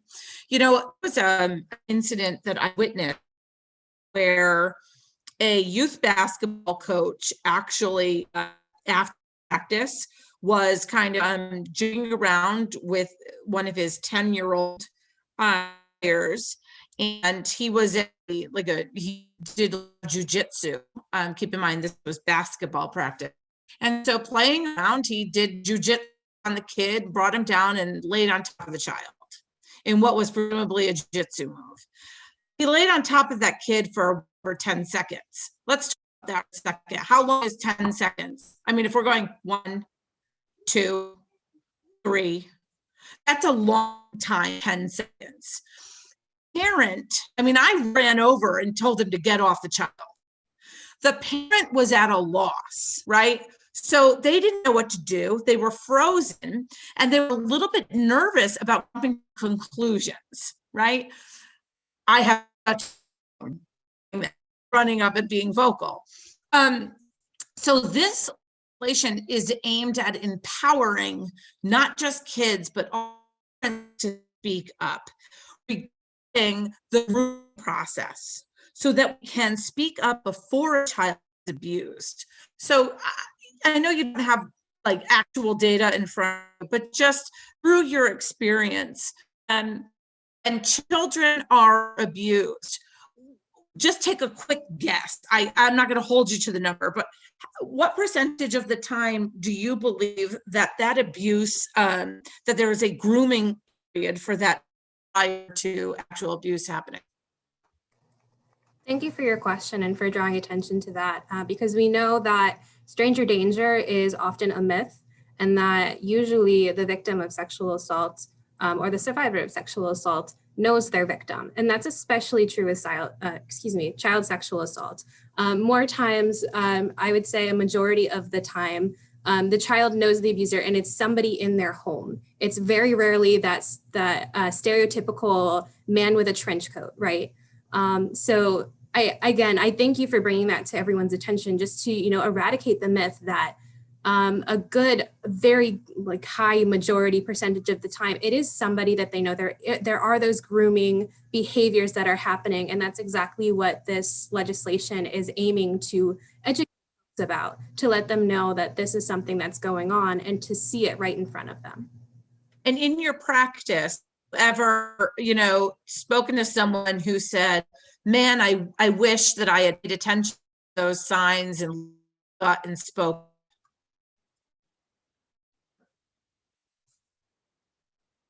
Uh-oh, I'm sorry, you might not have heard. Ms. Filippo, oh, go ahead. Did you hear the question? No, I'm sorry, I missed the ending of it. Oh, no problem. I'm happy to repeat it. How many times, like what percentage or how often, or is it prevalent in work that you have a victim who has said, hindsight is 20, I wish that I listened to my gut. I wish I spoke up when it was being groomed.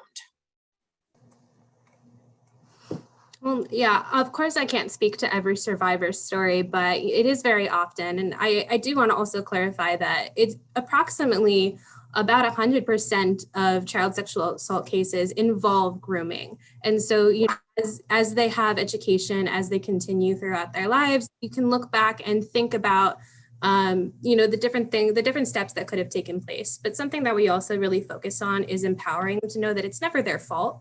And even if they didn't take those steps previously, that's okay. And their journey to healing is their own. But I definitely appreciate what you're saying here, that, if they had known, if their parents had known, if their guardians had known, what would it look like now? Right. And so do you believe that by handing, we hear often that this might not be needed because of all the training coaches through. And I have consistently said from the beginning, the training for the coaches is great if the coach doesn't mean to do any harm. But if the coach or the adult in charge does mean to do harm, all the training in the world isn't going to stop them from doing harm. And that I think the next logical step, and probably the better, stronger step, is to educate and train parents and kids to call it out when they trust their gut. So that's why this bill is about giving this information to parents and children every time they sign up for youth sports, youth camp, anything where they are in an extracurricular activity that is the care of another adult. Would you say that this would go a long way toward that education and allowing kids and parents to trust their gut? Absolutely. And what you're really talking about is bystander intervention. And we completely believe that one of the most effective ways to end sexual violence is to address bystander intervention and to educate folks. And so really our program called We've Got Your Back, and I sent a link in my written testimony to that on our website, is about educating everyone, about educating other students to be each other's advocates. And when you see something, you can come forward and say something, because we know that sexual assault is often a taboo subject that folks don't want to talk about or address. And that's when the bystander effect comes in. So using peers to learn about bystander intervention through sports leaders, exactly what you're saying, through parents, through peers, through teammates. So thank you so much. Thank you for your testimony. Senator Anwar. Thank you, Madam Chair. I just wanted to thank you, Madam Chair, for your questions. You have covered all aspects, and I wanted to thank Olivia DeFilippo for your testimony and your words that are very helpful. Thank you again for being here. Thank you. Thank you, Senator. Are there any questions from members of the committee? I see no hands raised, so thank you very much. I appreciate your time. And now we'd like to move on to Howard Severon, Connecticut Children's, and then on deck is Thomas Steen and Kelly Julison Scapino. Good afternoon.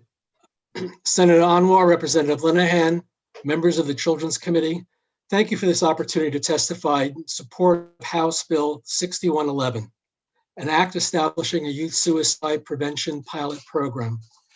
My name is Howard Severonsky, and I'm the Chief Behavioral Health Officer at Connecticut Children's. Connecticut Children's is a leading provider of emergency behavioral health care in the state of Connecticut. Our Zone C, which is a dedicated pod specifically for kids with challenging behavioral health issues, was built for a census of 11.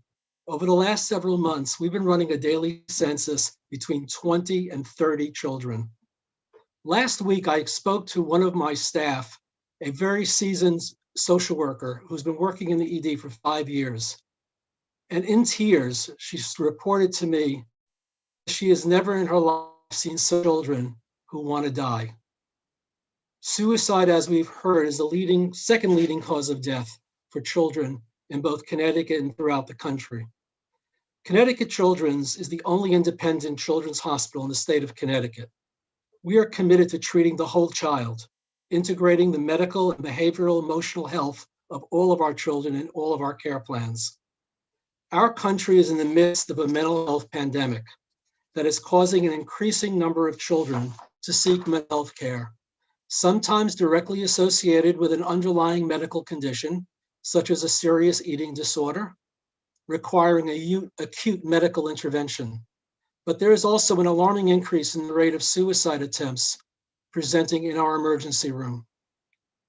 The COVID-19 pandemic has exacerbated pre-existing mental health conditions for some and brought on new mental health conditions for other children who previously had little evidence of emotional turmoil.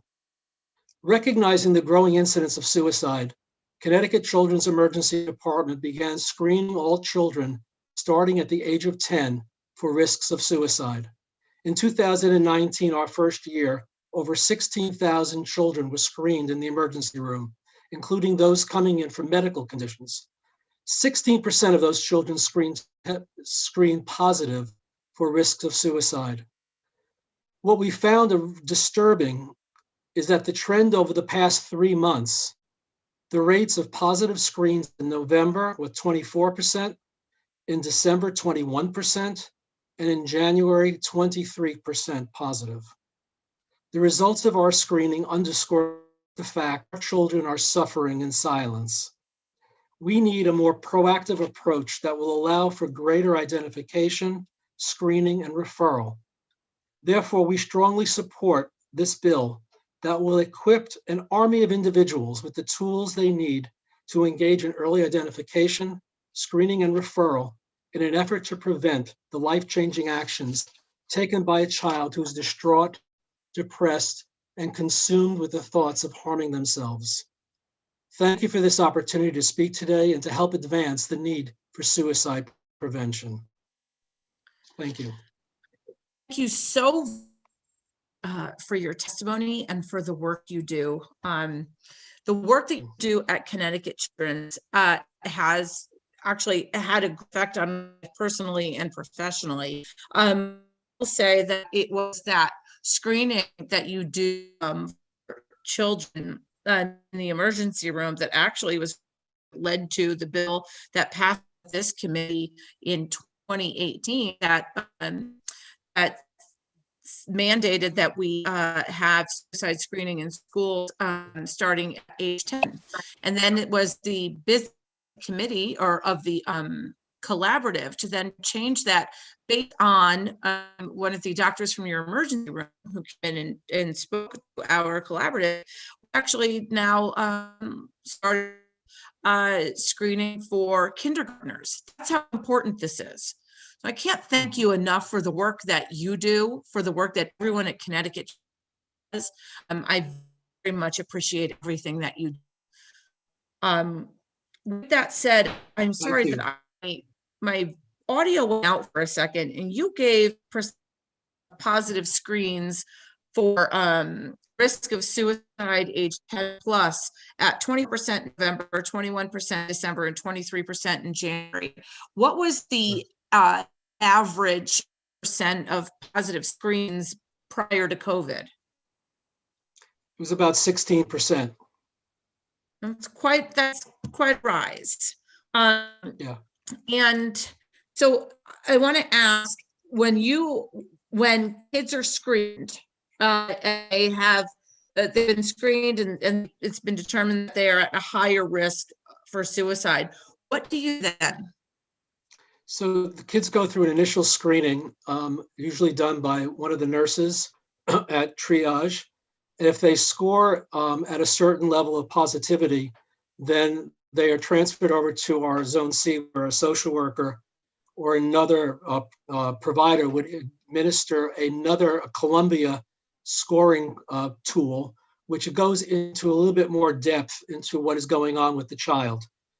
If the child is considered at risk of suicide as having active ideation, they will remain in the ED for observation, and a determination will be made whether they need to be transferred to a higher level of care. I can tell you that during the pandemic, the proportion of kids coming into the ED at a higher acuity requiring inpatient care has soared.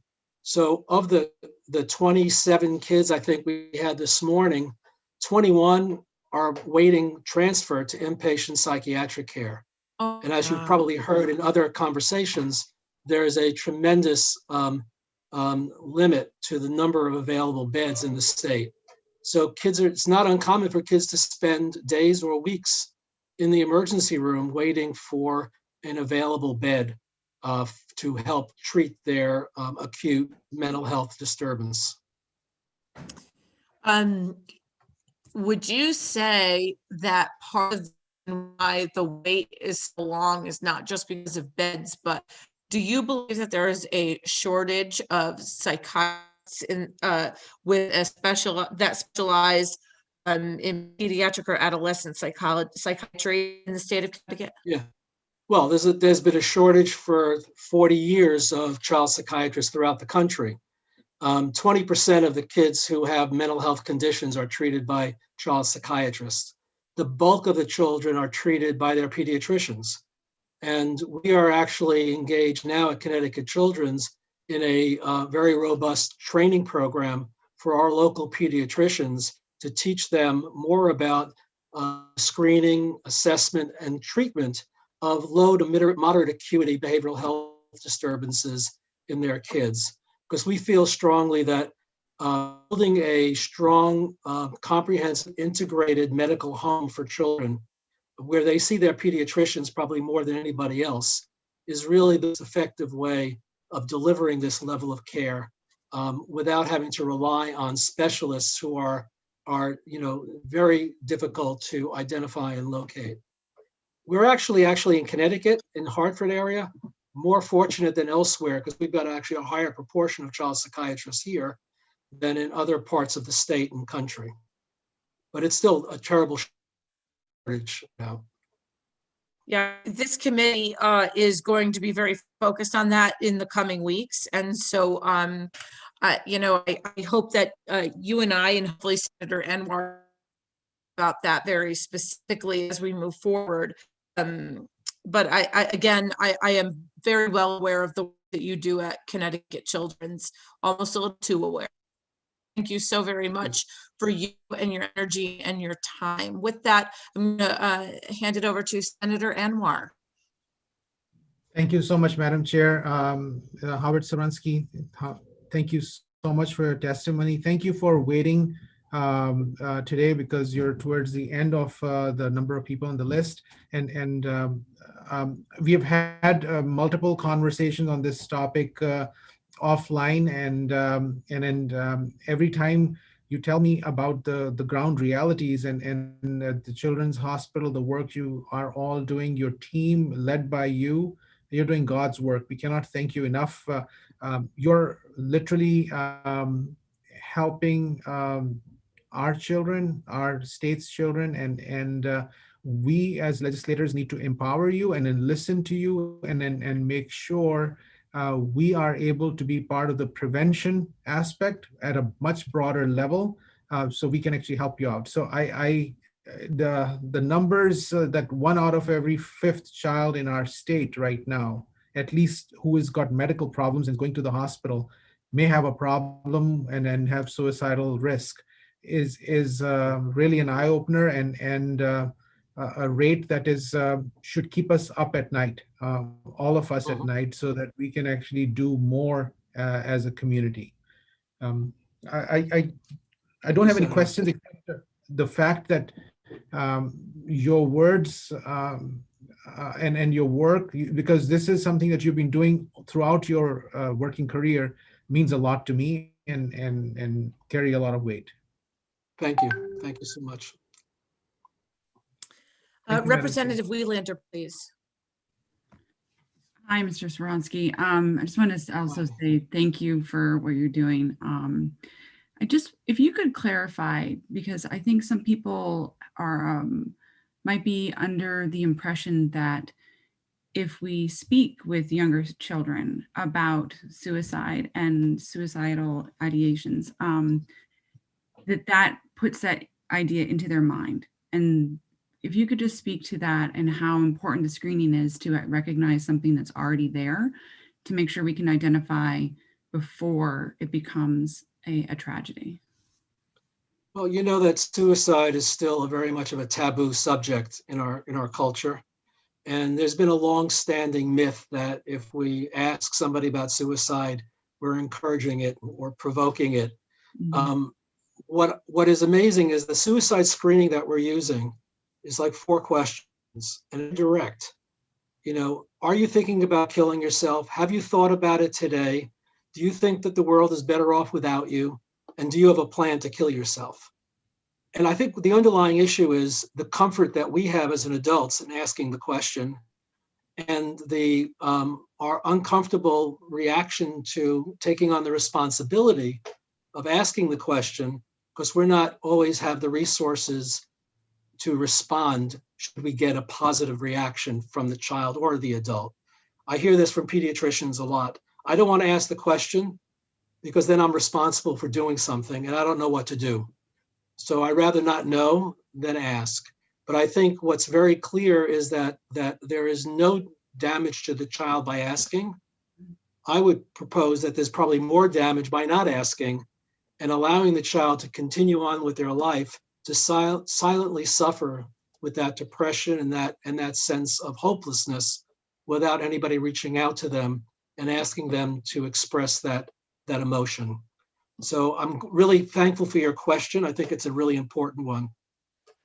Thank you for your answer. And I think it's a screening process that I personally should be in every health center and every hospital, because I think it does so much good. So thank you. Thank you. Thank you so much. And I just want to kind of circle back on that then. You're dead, and then Representative Wieslander, a perfect question to ask.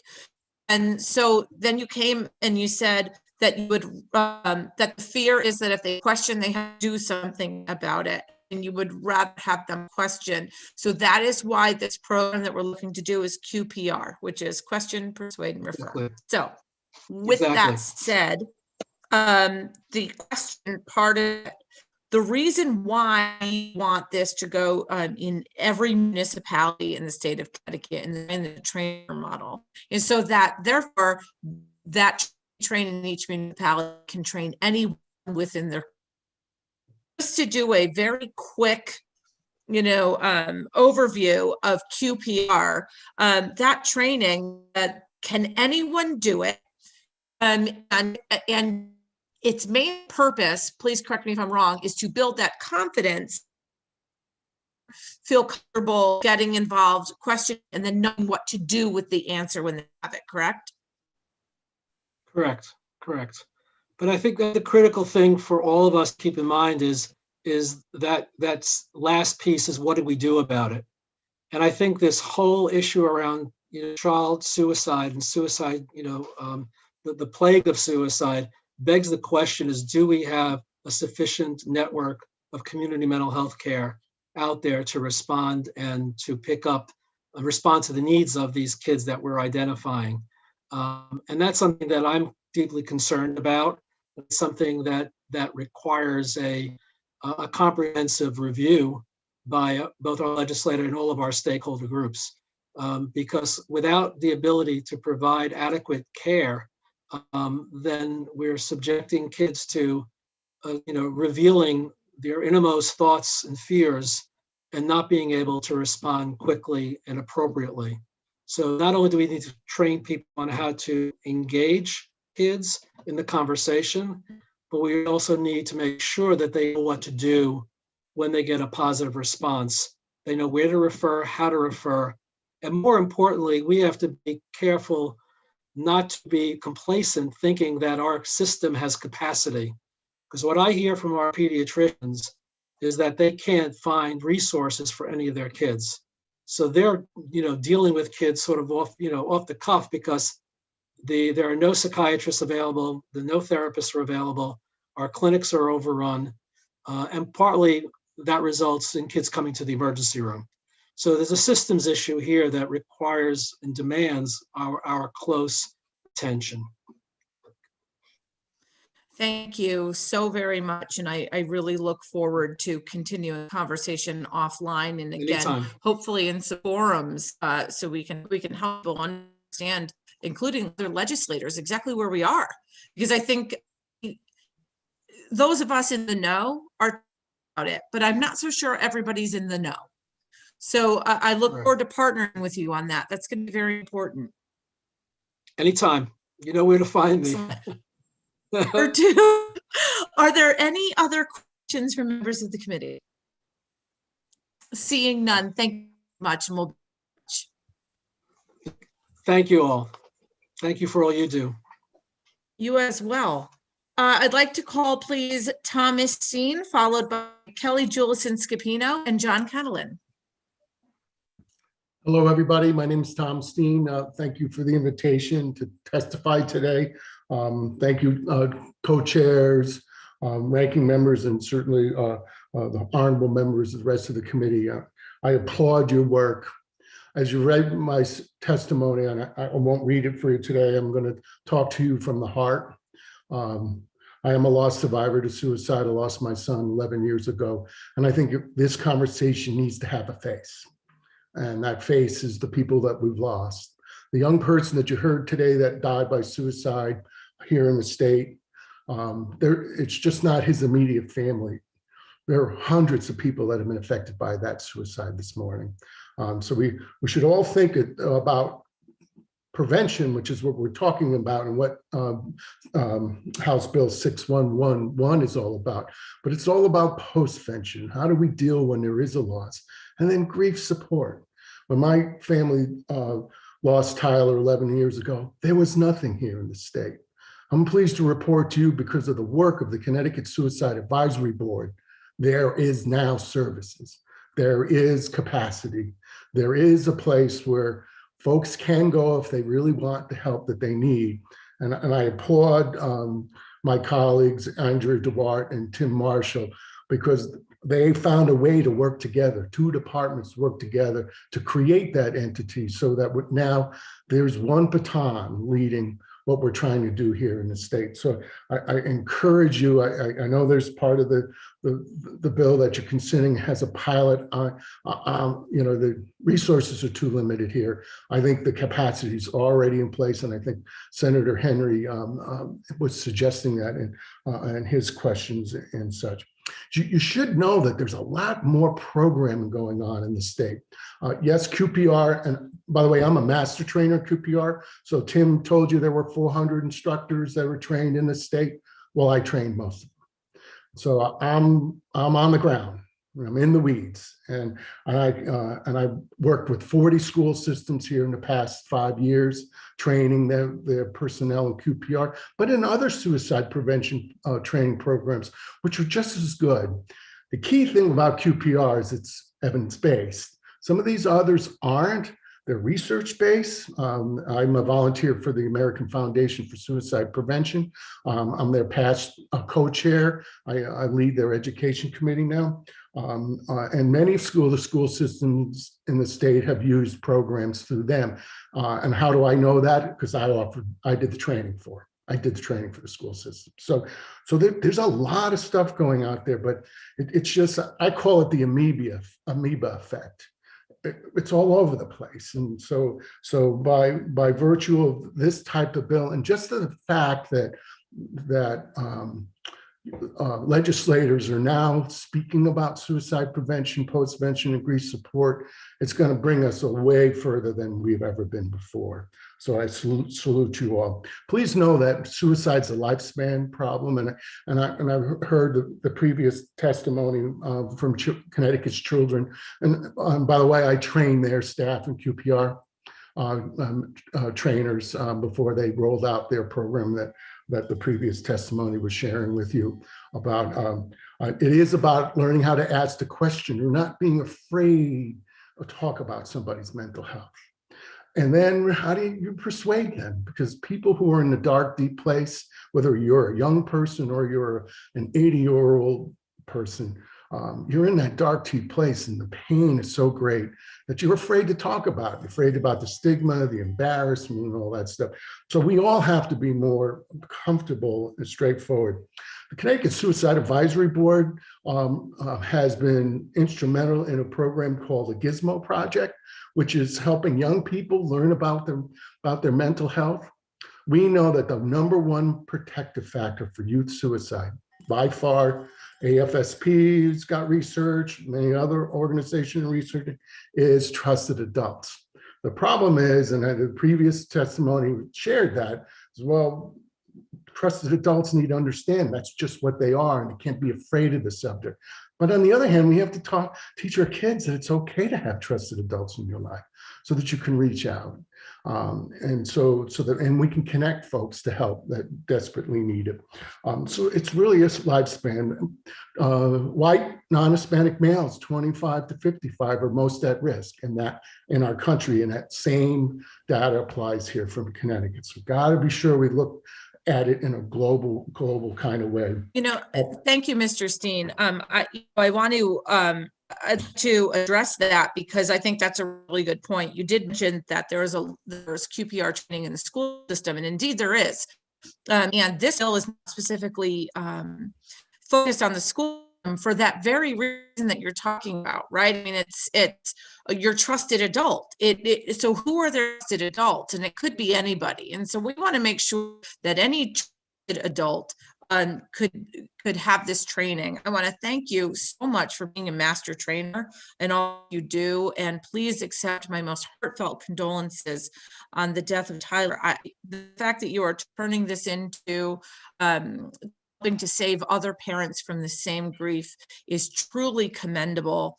And I thank you so much for being here today, for all the work that you do. And I'm wondering, as a trainer, I personally chose QPR training for this bill to be the training that we train the trainer model. So seeing as you are a master trainer, I'm assuming that's because this is a program which you think has the ability to post good in a wide manner. Is that correct? Yeah, QPR is probably best suited for school and community training because it can be done in an hour to 90 minutes. And there's 22 or really 21 core slides, but it can be designed and added to at the beginning, at the end. So when you're in a school scenario training faculty and staff, the presentation is a little bit different than when you're in the community talking to parents. QPR is also a program that's suitable for high school students. And there are a handful of school systems in the state that provide QPR for sophomores and seniors as a part of their health curriculum. So there's things going on. That's what I really wanted to share with you all today. It's happening out there, but again, I call it the amoeba effect because folks are going out, and so by virtue of you all tackling this whole issue with Bill 6111, I think will be a good start to how we kind of come all together and provide the program. It's really faculty and not only in our school systems, but also in our community college and our universities that are in need of these kind of programs, and they design very nicely in person, because suicide prevention training should always be done in person, but due to the pandemic, we've been doing it virtually. I look forward to. And do you find that works? It's not the best, and because you never know who's at risk when you're presenting suicide prevention training, and so it's always better to be in the same space, in the same room. But because of the pandemic, QPR Institute is allowing us now to do it virtually. At some point when the pandemic is behind us, it'll all go back live. And I'm a very big time proponent of that. So I also want to point out that yesterday I sent out an invitation to members of this committee to take QPR training with you, sir, February 18th. That's great. I've offered my services at no charge. No, only excited about that. And you know what? And I'll tell you, opening it up to my committee so that I can see the important QPR, because obviously well aware. But at some point, I think that it would be wonderful to hire you for your services to train me, to train the trainers. So at the very least, I can go out and do this in my community. So I thank you very, very much, and I appreciate your time. I need to pass it over to Senator Anwar. Thank you, Madam Chair. Again, Mr. Steen, I cannot thank you enough for what you do. And this entire public hearing, doing it during COVID time with our distance and having these conversations, one of the difficult part is that if we were doing this in person and we didn't have the COVID, I would just have come and hug you. So I'm going to send you a virtual hug. Thank you for what you're doing. And I mean it from my heart, because I just will leave it at that. Love you for what you're doing and can't thank you enough. You're welcome.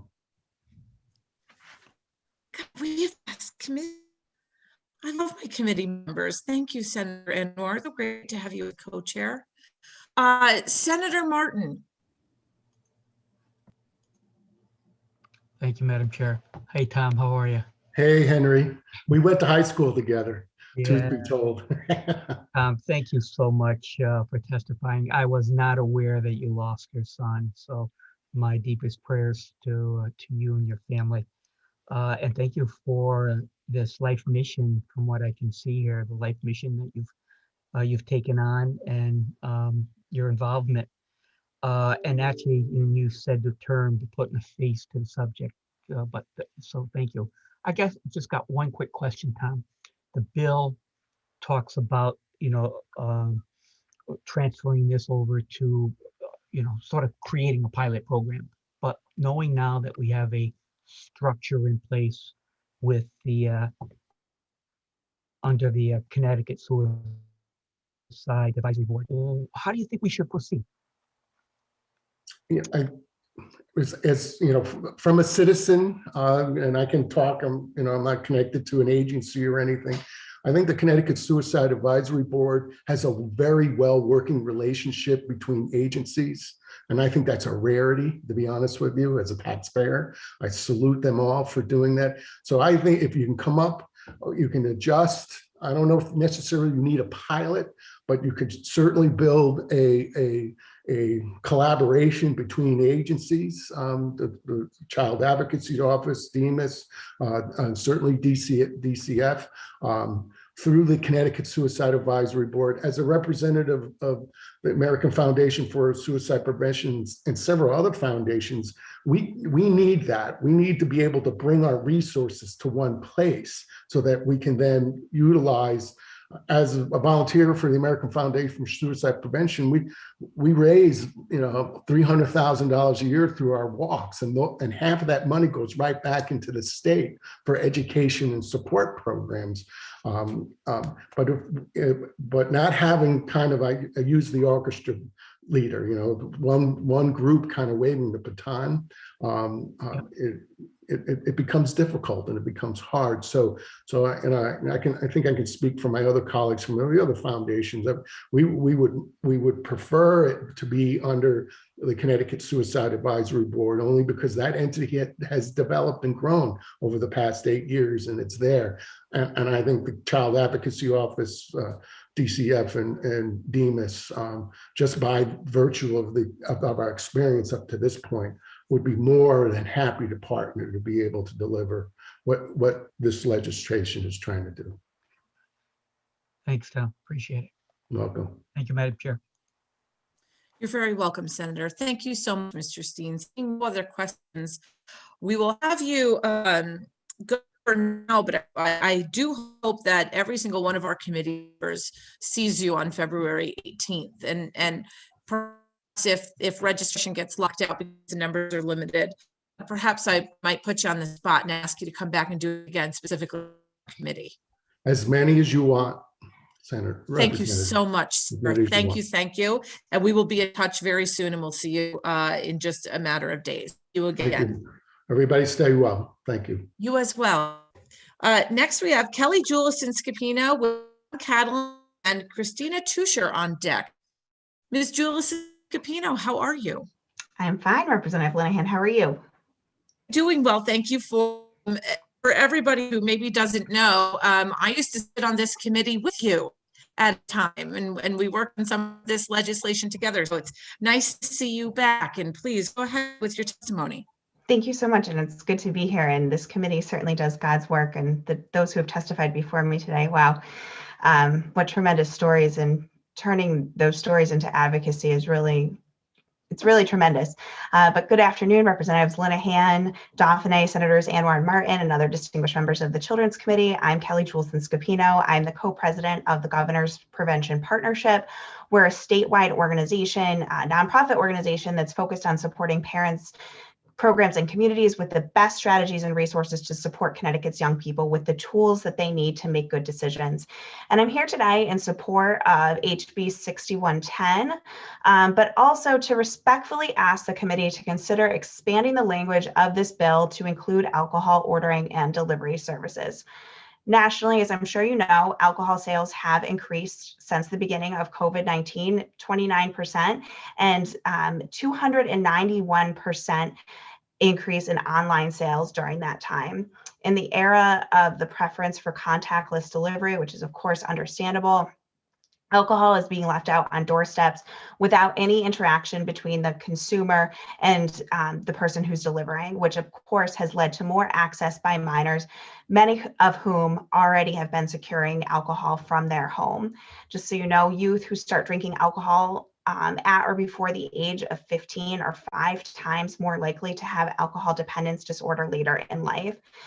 States such as North Carolina, Texas, and California have studied this issue and can say with certainty that it is problematic in their communities. I know to some of the earlier testimony, whether or not Connecticut can say with certainty that this is an issue remains to be seen, but based on those national numbers, I think we can assume that it's probably also happening here. So without being able to say that Connecticut has these numbers, I would like to share two personal stories that I have with regards to this that can help, I think, shine some light on this issue. A few months ago, I participated in a virtual bourbon tasting. I had the boxes delivered to my home. It was one Saturday afternoon and the delivery service left them on my front doorstep. I wasn't home, but my young children were. So they were inside playing and very easily could have picked up those boxes. In another situation earlier in the pandemic, I sent a friend a bottle of alcohol. I had to put in my birth date when I ordered that alcohol and was assured that he would have to sign for it on the back end and show that he was also 21. By the time that his alcohol was delivered, we were on a Zoom meeting for work. During this meeting, he received the doorbell. He answered through his smart doorbell, as so many of us have, and say, "Hey, I can't come to the door right now, just leave it." So the delivery service left it without knowing whether or not he was older than 21. So these are just two examples of how easy access is right now without the consumer having to show proof of identification. And so that's why I'm hoping that this committee would be open to considering expanding the language of the underlying bill to include alcohol online ordering and delivery. Thank you very much. Thank you so very much for that testimony. For lack of a more eloquent way to say it, I mean, this is becoming a thing. It really is. And I was thinking about this when we had an earlier conversation. I'm trying to think about exactly how we would do this, because this bill is talking about having the license match the credit card for online. And I think that that's easy enough if you're doing online ordering. But when you ordered for the tasting or even from the liquor store, was that over the phone? Nope, they were both online orders. For the liquor, for the tasting, the tasting was so loose. I'll say it was a company who was putting on the tasting that I'm not really sure what the backstory was there. I would not have recommended that type of platform, probably in general, but the other system was through one of your traditional online ordering systems where they did request my birthday. They did not request my license. But then I was assured on the back end that the license was going to be checked on the other end before they were leaving the delivery. And it was not. Okay. It was not. Yeah. The law does state that the license needs to be checked. We know that, and we were last year or the year before. We're trying to figure out, I mean, I'm with you 100%. I think this needs to be done. I think what we need to do though is figure out exactly what we can do in terms of what the law says now, and then what executive orders are, right? I mean, we kind of have to deal with on two ends here. So I welcome you to see any language that you think might be workable, and see if other committee members have some suggestions. Does anyone have any suggestions or questions for Julison Scapino? Senator Anwar. Thank you so much, Kelly. So good to see you. Thank you for your testimony. Again, as always, very well thought out. And I think what you're bringing up is a pretty important issue that we probably have to address. We have to address it sooner rather than later. I'm just brainstorming, Madam Chair.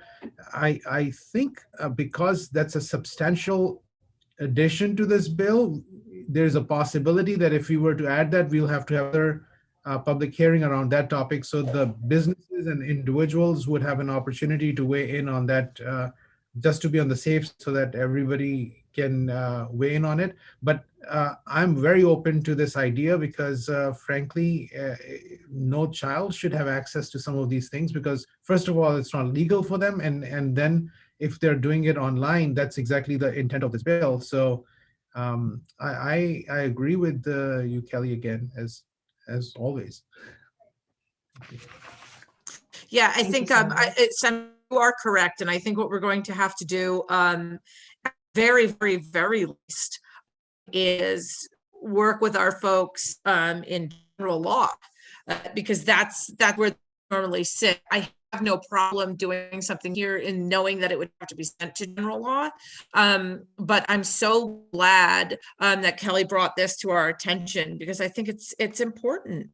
So yeah, thank you so very much. We will kind of work behind the scenes how it works, and we'll figure out what we can get in and around. So are there any other questions? Okay, seeing none. Great, thank you, great job. And we'll be in touch, and if you have any language that you can think of and ways to do this, send it on over. Great, will do. Thanks. Thanks. John Catalan, then followed by Christine Tusher and Cindy Dubeck Gallo. I sincerely apologize if I'm messing up anybody's names. It's not a strong suit of mine. Mr. Catalan, how are you? Representative Linehan, how are you? Good, it's so nice to see you. I wish you were in person. You are such an important voice in this committee during our public hearings. I'm so used to seeing you. And so I'm sad that we're not in person, but it's nice to see you in front of me and on the computer. Well, thank you. And I am wearing my badge like I'm supposed to. So, thank you, Representative Senator Anwar, Senator Martin, Representative Daphne, and members of the Committee on Children for allowing me to testify today. My name is John Catalan. I represent the Connecticut Alliance of YMCAs. The Alliance represents 21 Ys across the state of Connecticut. I'm here today to urge the members of this committee to support House Bill 6113 and Senate Bill 702. House Bill 6113, as a youth serving organization that reaches almost 120,000 children, Connecticut's children and teens every year, pre-pandemic. The Y's most important work is creating a safe environment for youth. Child protection is a strong part of the Y's culture today, and thanks to the YMCAs that continuously elevate their child abuse prevention policies and practices, and we ensure that they align with the industry's best models. Unfortunately, child sexual abuse is far more prevalent than people realize. It is likely the most prevalent health problem children face, with the most serious array of consequences. About 1 in 10 children will be sexually abused before their 18th birthday. Additionally, about 1 in 7 girls and 1 in 25 boys will be sexually abused before they turn 18. And even with the declining rate of reported sexual abuse, the public is not fully aware of the magnitude of this problem. The primary reason is that only about 38% of child victims disclose the fact that they have been sexually abused, and some never disclose it. And that is why this legislation is so important. We'll hopefully educate parents, youth league administrators, camp staff, and coaches about how to prevent child sexual abuse. Senate Bill 702. In 2008, Governor Jody Rell established the Water Safety Week during the end of last week of June. Free swim lessons were provided at the state parks and YMCAs across the state of Connecticut. And the purpose was to encourage families to have a safe and enjoyable summer experience while encouraging families to spend more time outdoors, but more importantly, teach children how to swim. And so this is a suggestion on how this program could be conducted. I would like to make the members of the committee aware of the fact that 2 children in the United States die every day of drowning. It is the leading cause of accidental death for children 1 to 4 years old, and is the second leading cause of death for children from 5 to 14 years old. And it is obviously even more of a problem in our inner cities. This is unacceptable, but it can be preventable. The YMCAs in Connecticut consider it a priority and a responsibility to prevent drowning and teach people how to swim and be safer around water. Our YMCAs pre-pandemic provided over 40,000 swim lessons to children and adults every year via our classes and attending our Y camps. And that's why we strongly support Senate Bill 702. And thank you very much. I'd be happy to take any questions. Thank you very much. I always appreciate when you come and you always give really good. So I'm going to ask you to give us another one. I had a question, and I'm sorry, I don't remember which committee member asked it previously, but the question was, what would this program do if they are not near a body of water? So that brings us to you as YMCAs. So how many YMCAs do you have in Connecticut? So we have 21 corporate-wise, and we have over 40 branches. So, you know, we're in pretty much every large city in the state of Connecticut. Unfortunately, our reach in the eastern part of Connecticut is not as large as we'd like it to be. But you know, we do have options to provide transportation. Many of our Ys own buses or vans. So, you know, I think there is the flexibility to transport children. You know, that would have to be post-pandemic, I think, because obviously, Sure. you know, there was last summer, we were not allowed to use those vans to bring kids to summer camp. But, you know, I think there's definitely ways we could work to transport children to pools or state parks. Thank you. And then quick question regarding 6113. Full disclosure, I got together and decided that this bill was important to write and raise in 2020. And I want to thank you so much for your support of this. This has been one of my biggest issues that I had to raise awareness of and hopefully someday get to somewhere I can feel debt. But the number you mentioned today show that we have this is very, very prevalent. Yeah. And so I want to thank you, and I want to thank the Ys. I think it's really important that the members of the committee understand this bill was in conjunction, and that this bill is really supported by the Ys because you are a youth serving agency, and whenever anyone signs up for a program that the Y puts out, this information will be given to those people. And so I just ask point blank, does the Y concerned in any way that this will lessen their ability to bring kids into their sports programs if they give out this information? I don't see how that could happen. I can't stress enough how important this is. You know, all of our staff are trained, including myself, every year on child sexual abuse prevention. And, you know, it's pretty thorough training, but because of that training, as you were mentioning previously with the basketball coach, I have seen things that I would not have recognized previously as potential grooming. And I recognize them because of the training I've received. And I understand that's more thorough than what we're asking the parents and coaches to do. But I've seen things just because of that training that have made my stomach churned because I can see where it's heading. And I'm not accusing anyone of anything. It could have been innocent, but you know, it was there that I saw it then and it set off my radar. And, you know, the other thing is typically child abuse, sexual abuse is committed by somebody the family knows, which is, you know, very scary. But obviously that's, you know, that happens in a huge majority of those types of cases. It's somebody the family knows. And so I just think any way we can educate parents to recognize the signs of grooming and how to prevent child sexual abuse. I just think it's so important.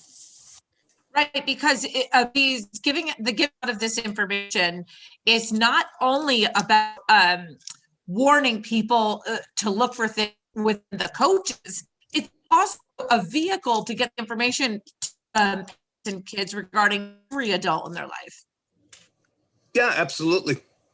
Excellent. I mean, I would just say that, you know, I hate to say this, but, as somebody who signs up his children for sports and camps every year, there is, a number of boxes I have to check off. Did I read this? Did I read that? And I just think that whatever is developed with this that's distributed to parents has to be short and to the point, where I'm very concerned that they'll just gloss over it and not, read it completely, or, take a look at the document. Absolutely. And I will lend my 30 years of marketing experience to that cause. Absolutely. Thank you so much. I'm going to kick it over to my fantastic co-chair, Senator Anwar. Thank you so much, Madam Chair. Thank you, John, for your testimony. Very insightful, helps us further. And thank you for the work that you're doing. No questions, just appreciation. Thank you, Senator. Are there any questions, members of the committee? Seeing none, thank you, sir, very much. I appreciate you time, and hopefully we'll see you again soon. I hope so too. Hope I get to see all of you soon. Thank you. Absolutely, thanks. Okay, we have Tina Tusher, followed by Cindy Dubek-Gallo and Susan Myers. Christina, are you available? Yes, hi. Can you guys see me, hear me? We sure can. Okay, wonderful. Well, I'm really, I'm grateful to be here. I guess I'll get started. I know you guys have been here a while, so I've really been appreciative watching all the other speakers speak ahead of time. It's been humbling, but really inspiring. Senator Anwar, Representative Linehan, Senator Martin, Representative Dauphiné, and members of the Committee on Children. My name is Christina Teuscher, and I'm the founder of the Sweet Blue Swim Academy. I'm testifying today in support of SB number 702, an act concerning a program to provide free swimming lessons to individuals under the age of 18. As a lifelong swimmer that represented the United States in 2 Olympic Games, winning gold and bronze medals, former Olympic team captain, also someone who is a product of a city-funded swim program myself, and now as a mother of 2 kids under the age of 5, I'm very passionate about swim lessons for children. I commend you for your support on the act that will offer free swim lessons for children. And I'm here to encourage you all, the Committee on Children, to strongly consider amending it a step further to deem swim lessons an essential service during this pandemic and any future pandemics we may encounter. I'll give you reasons why. Drowning, as you have heard, I know John touched on this, it's the leading cause of death for kids under the age of 4. It's the second leading cause of death for kids under the age of 14. And it's important to also note that for every child who dies from drowning, another 5 children need to be resuscitated after a near drowning, resulting in brain injuries due to hypoxia. Unfortunately, we know that it hits minorities more. African-American children between the ages of 5 to 19 are 5.5 more times likely than their white peers to drown in a pool. And according to the CDC, they immediately point to swim skills as the reason for this. As we work together to reduce the spread of COVID-19, we also have to continue to carry out public health activities that prevent children from dying or being permanently harmed by preventable unintentional injuries such as drowning. The risk of drowning doesn't take a break during a pandemic. Unfortunately, we've seen this already from last summer's statistics. So between the years of 2012 to 2019, on a nationwide basis, we were dropping our drowning rate 3% year over year annually. And last summer, due to the fact that most YMCAs, swim schools across the country were shut down in the spring, the number for drownings jumped 10%. So the risk of drowning is a public health risk, and studies conducted in 2009 show formal swim lessons for kids under the age of 4, you can actually reduce that risk by 88%. Furthermore, private indoor swim schools, swim facilities, they're operating and doing so without COVID outbreaks. The CDC talks about how chlorinated water basically inactivates the virus. Air ventilation in a swimming pool indoor is 8 times higher turnover than schools, 4 times higher than an office building, and 2 times more than a science lab. And additionally, the air velocity is lower in indoor pools to reduce evaporation, which also helps minimize the spread of airborne pathogens. I'd also like to bring to the attention to the committee that California and Ohio have already taken the step to deem swim lessons essential service during the current pandemic. And New York's Governor Cuomo has also indicated to swim schools that even if they are in the red or shutdown zone, they will be allowed to continue to operate. On behalf of the Connecticut Coalition to Promote Safe Swimming, I urge you to consider amending Act SB 702 to deem swim lessons an essential service during this pandemic and any future ones we may encounter. Thanks for your time. Thank you so much for your testimony. I serve, first of all, and also, by the way, congratulations on being an Olympic medal winner. That is the coolest thing. So I love it. You think you're a great ambassador. Now I serve on the legislative, I don't know, we would we're a committee of some sort on water. It's the water task force. That's what we call it. The water safety task force. We haven't done any work since the beginning of the pandemic, but the year before that, we were really committed to water safety, especially as it was surrounding communities of color and also the special needs community. So I appreciate your numbers that you had said. I honestly didn't 10%. That is shocking to me. And I think that's really important for everyone to know. And I appreciate you coming here about this bill. I'd really like for perhaps we should work together to get the word out to our legislators once this bill passes out of committee, because I think those numbers are important, but also, you know, having this come from someone who is an Olympic medalist for swimming, who also is the product of these Y programs, I think it goes a long way. I mean, you're a really great ambassador for that.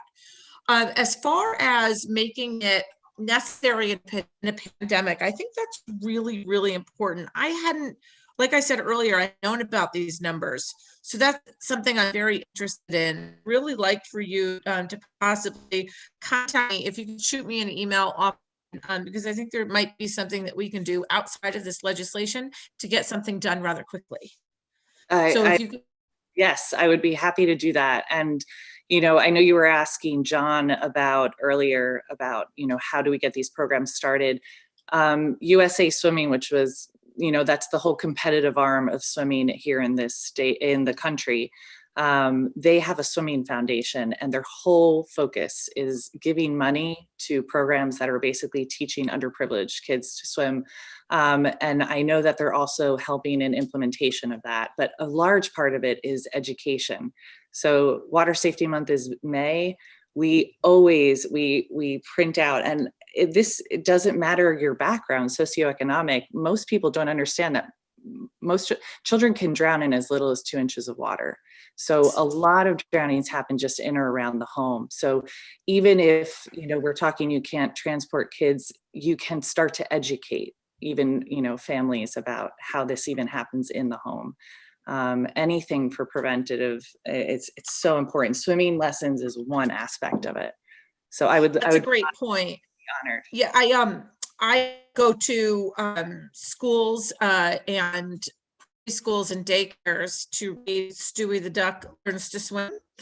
And there's songs, we do this every May, and members of my committee are available to do their communities as well, and we make those books available for the members of my committee. But it's true. I mean, it could be anything from bathtub to, you know, rainwater collecting in a bucket around the property. It could be really, you know, that's a very, very good point, and I appreciate you and advocacy and look forward to working together more. Thank you. Me too. Senator Anwar. Thank you, Madam Chair. And again, as most conversations, you have asked all the questions that are relevant. I actually wanted to, no, this is good. It makes my life easier. That's the good part. This is, remember I said that some of the things you miss in-person thing, in-person public hearing is that this would be a time I would come up to you, Christina, and have you get an autograph. You're a celebrity. You have made us proud, and your recommendations have a lot of weight because through these efforts that we are trying to do, our intention is to save the lives of the children, but these will hopefully result in next generation of Olympic athletes. Yeah. And so that's going to be the byproduct from what you're suggesting. So I look forward to supporting this, and I will probably talk more about from the pandemic and the infection risk, because that's also a fear right now about water and exposure to virus. So those things we need to work out on the specifics a little bit more. And then that's going to be a fear in the coming weeks and months for now. But once we are able to overcome some of those and then understand the true risks, we will have opportunities to work on this in more depth. But this is a long-term strategy for sure, and a prevention strategy for sure. I'll just add again, being active and swimming is also creates a well-being, and the other parts of the other bills that we're looking at that would reduce some of those risks as well. That would be another byproduct. So thank you for your testimony again. Thank you. Thank you so much. Are there any other questions from members? Seeing none, thank you very much. We appreciate your testimony. I look forward to hearing from you soon.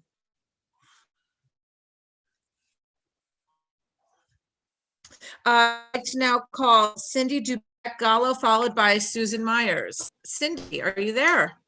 I am. Can you hear me? I can. Hi, how are you? I'm great. I want to thank the committee for allowing me to testify today, especially since I didn't know the process and didn't sign up on time. So I thank Peter for helping me figure this out. Peter is fantastic, and all voices matter. So great. Thank you so much. Go ahead. Thank you. So Honorable Children's Committee, I'm here today to testify in favor of Senate Bill 36, an act concerning school lunch debt. My name is Cindy Dubuque-Gallo, and I'm a PhD student at the UConn School of Social Work. I've decided to focus my research on the National School Lunch Program and school meal debt, particularly after my experience as chair of board of admissions at my local church. Our church had some extra funds, and so I decided to reach out to the local school district to find out if there was some meal debt and if we could pay off some bills for some families. And so the district sent me some de-identified data. And what I realized when I was looking at this data was that in a 4-month period, there were some students and families who had over $100 and somewhere upwards of $200 in school meal debt. And this was just shocking to me that at the beginning of the school year that this level of debt could be accruing. One of the youth who goes to church with me shared that he has a friend who was in debt and who was being shamed in school and subsequently wasn't eating because of that. This friend was also not allowed to buy competitive foods, which I see an argument because sometimes people say, well, it's for nutritional reasons, but then otherwise it's a punishment because competitive foods are deemed to be a treat. But either way, food is a human right. It's not a privilege.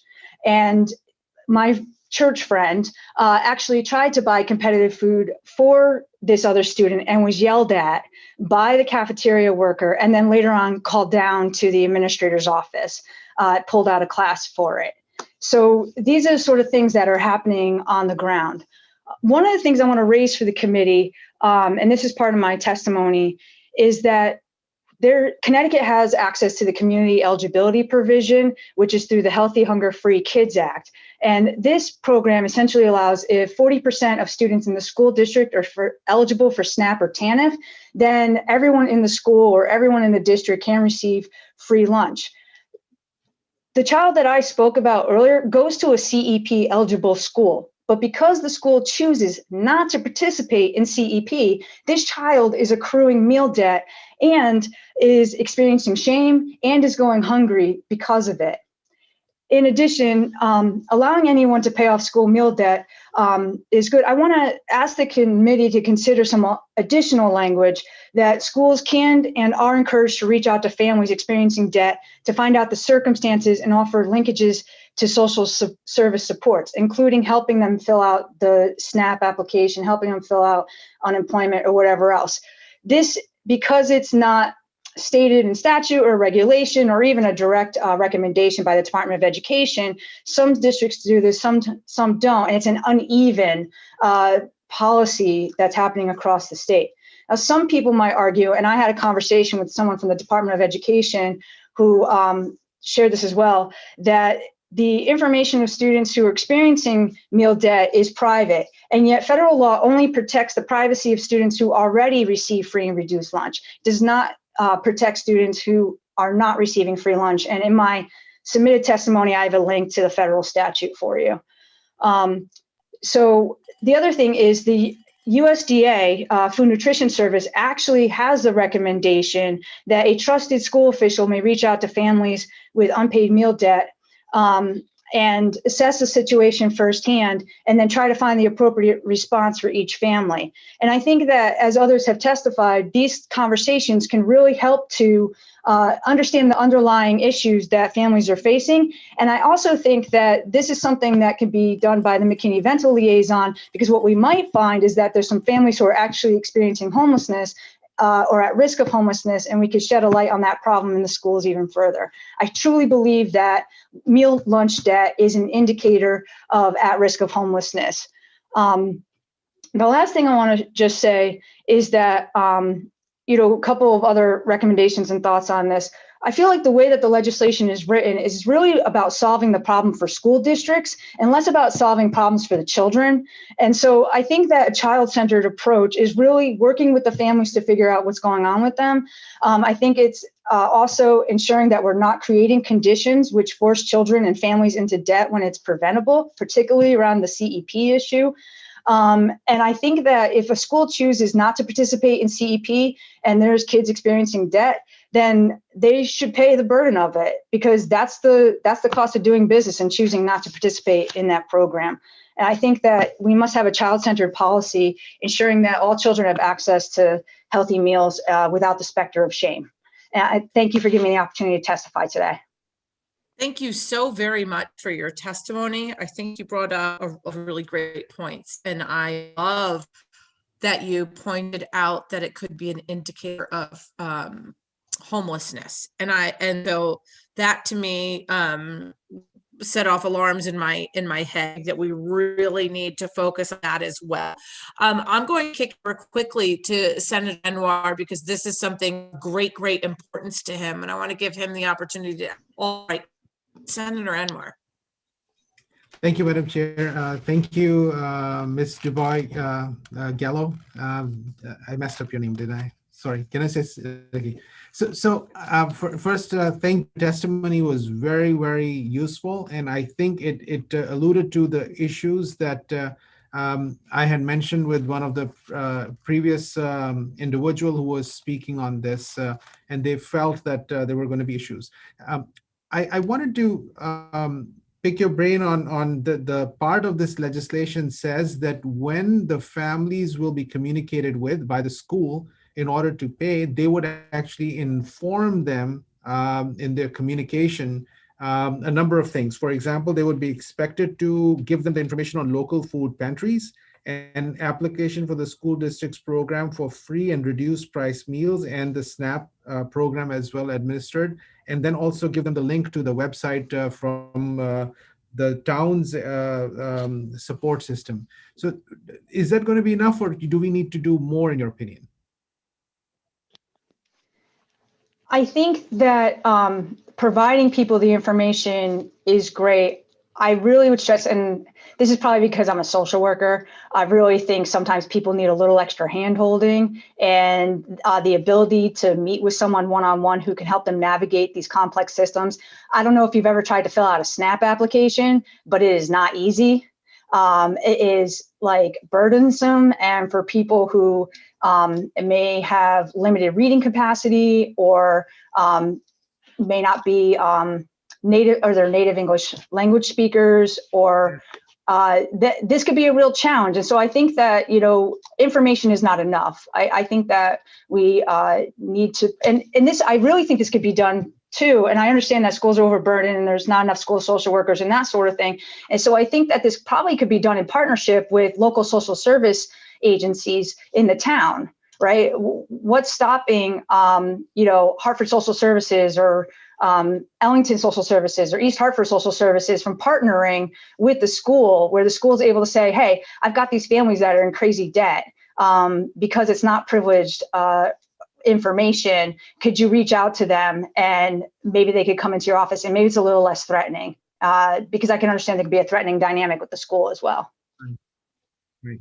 And I think you're absolutely right. The people do need help with that application for sure. The fear I have on this specific bill in this area is right now we're trying to avoid fiscal notes as much as possible.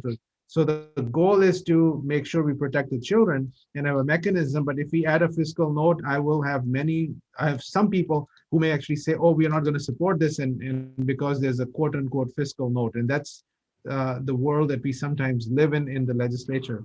But I think your points are very valid, what you're talking about. Do you mind if I ask you what your thesis is on? Sure. So I'm going to do a 3-article dissertation. My first one is looking at the history of the National School Lunch Act and how it evolved and was viable due to the rise in the welfare state. My second one, I want to do a secondary data set analysis looking at CEP eligible districts overlaid by census tract data to see in districts where they choose not to do it if there's racial disparities. And then my third one is an original study looking at the prevalence of school meal debt and people's attitudes and practices towards the lunch program. Superb. If I may suggest to you, and if you could, you and I think Dr. Foster, Dr. Jamie Foster, or Representative Jamie Foster, she's a doctorate in nutrition as well, and this is the work that she's been doing as well. So I think there's a lot of conversations that we need to have beyond this session to look at some of the work that you're putting in, because there really are areas of opportunity. We've not even touched the issue of the healthy foods opportunities that are there for the children, and what that could do and change the trajectory of their life, if you will, and improve things for future. So that's I'm very impressed, and I'm so glad you were able to speak, because I think many of us needed to hear your testimony. I did for sure. Thank you. Thank you, Senator. Thank you very much. Representative Foster. I am so happy in the Cyber Forum to see the soon-to-be Dr. Dubek Gallo. It's been a little while since we saw each other, but it's so nice to hear from you and hear you testifying. I know this has been a long-fought battle for you, and so I am glad that you might be part of the contributions that'll help us get across the finish line, and in a way that's well-designed. So thank you for testifying. Thank you for the opportunity to speak, Chairman Lanahan. My question for you is, I think there's publicly available data out there about schools who are eligible for CEP but aren't participating. And for the members of the committee who don't know, we're leaving federal dollars on the table by not participating in those programs. The state is missing an opportunity to ensure that children have really low barrier to participation access to healthy food. And what I'm wondering, I'd love you if you could expand on, because we heard earlier that school lunch shaming is not happening, a little bit of sentiment to that effect, right? That it's not likely a problem and that school nutrition professionals are well trained. And so I just would like you to specify, the story that you heard is a Connecticut example, right? It is a Connecticut school where lunch shaming. Oh yeah, yes, it is. Okay, because I think that a lot of times people who are passionate advocates feel, and rightfully so, that most people come to where they're at because they have the same level of passion, but there's examples of problems across the board. And we can't, of course, rule out that everyone holds the same kindness and empathy in their hearts, as Dr. Anwar asked so poignantly in his questions earlier. And so this is an occurring Connecticut problem. The sentiments that we're hearing, like there were children offered shame sandwiches, I'm sure, in districts in Connecticut in the last, several number of years. So it's not like this isn't a Connecticut specific issue. We're not going beyond the reach of our state here. This is happening here. Right. And if anyone on the committee would like me to share with them where this is, I just didn't want to throw this district under the bus on, recorded television.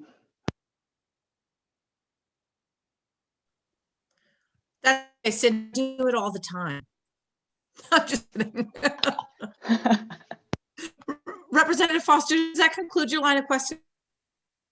It absolutely does. Thank you, Cindy. Great, thank you so much. Representative Comey. Thank you so much, Cindy, for being such a passionate advocate for on these issues. And while you guys, we're at the end of our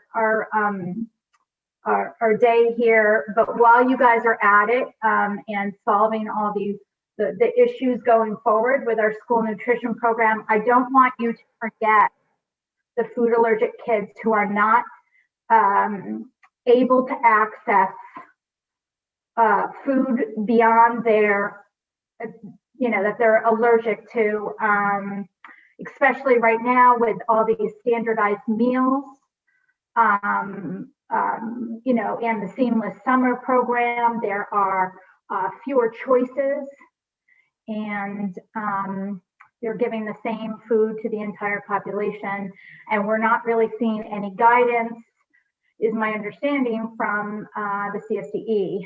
So I would love to see us refocus our efforts to make sure that all of our providers, whether it's Chartwells or Whitson's or any of these providers or just people, the schools themselves, that there is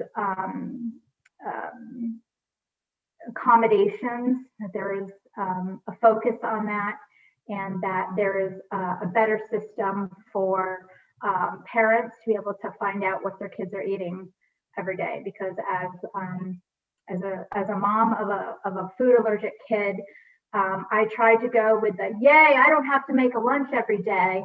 And what do you know? In the first 2 weeks, he's had 2 allergic reactions, and it's not. He's like hardly allergic. There's not a ton of stuff he's allergic to.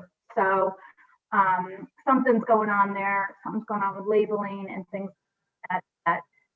that the U.S. is so bad at anyways. But having a good, I think having some good guidance from CSDE, and having the school nursing, the folks, the nursing consultants and things like that, work with to make some guidance with families, so that everyone has accommodations and has equal access to food. Thank you. Thank you, Representative Comey. That's a terrific point, and I appreciate that so much, and I hope your son's doing okay. Are there questions from members of the committee? Seeing none, thank you so very much. We appreciate your testimony, and you're free to go. Thank you very much. Thank you. Have a great day. We have one additional person here for testimony. Is Susan Myers available, please? Susan Myers.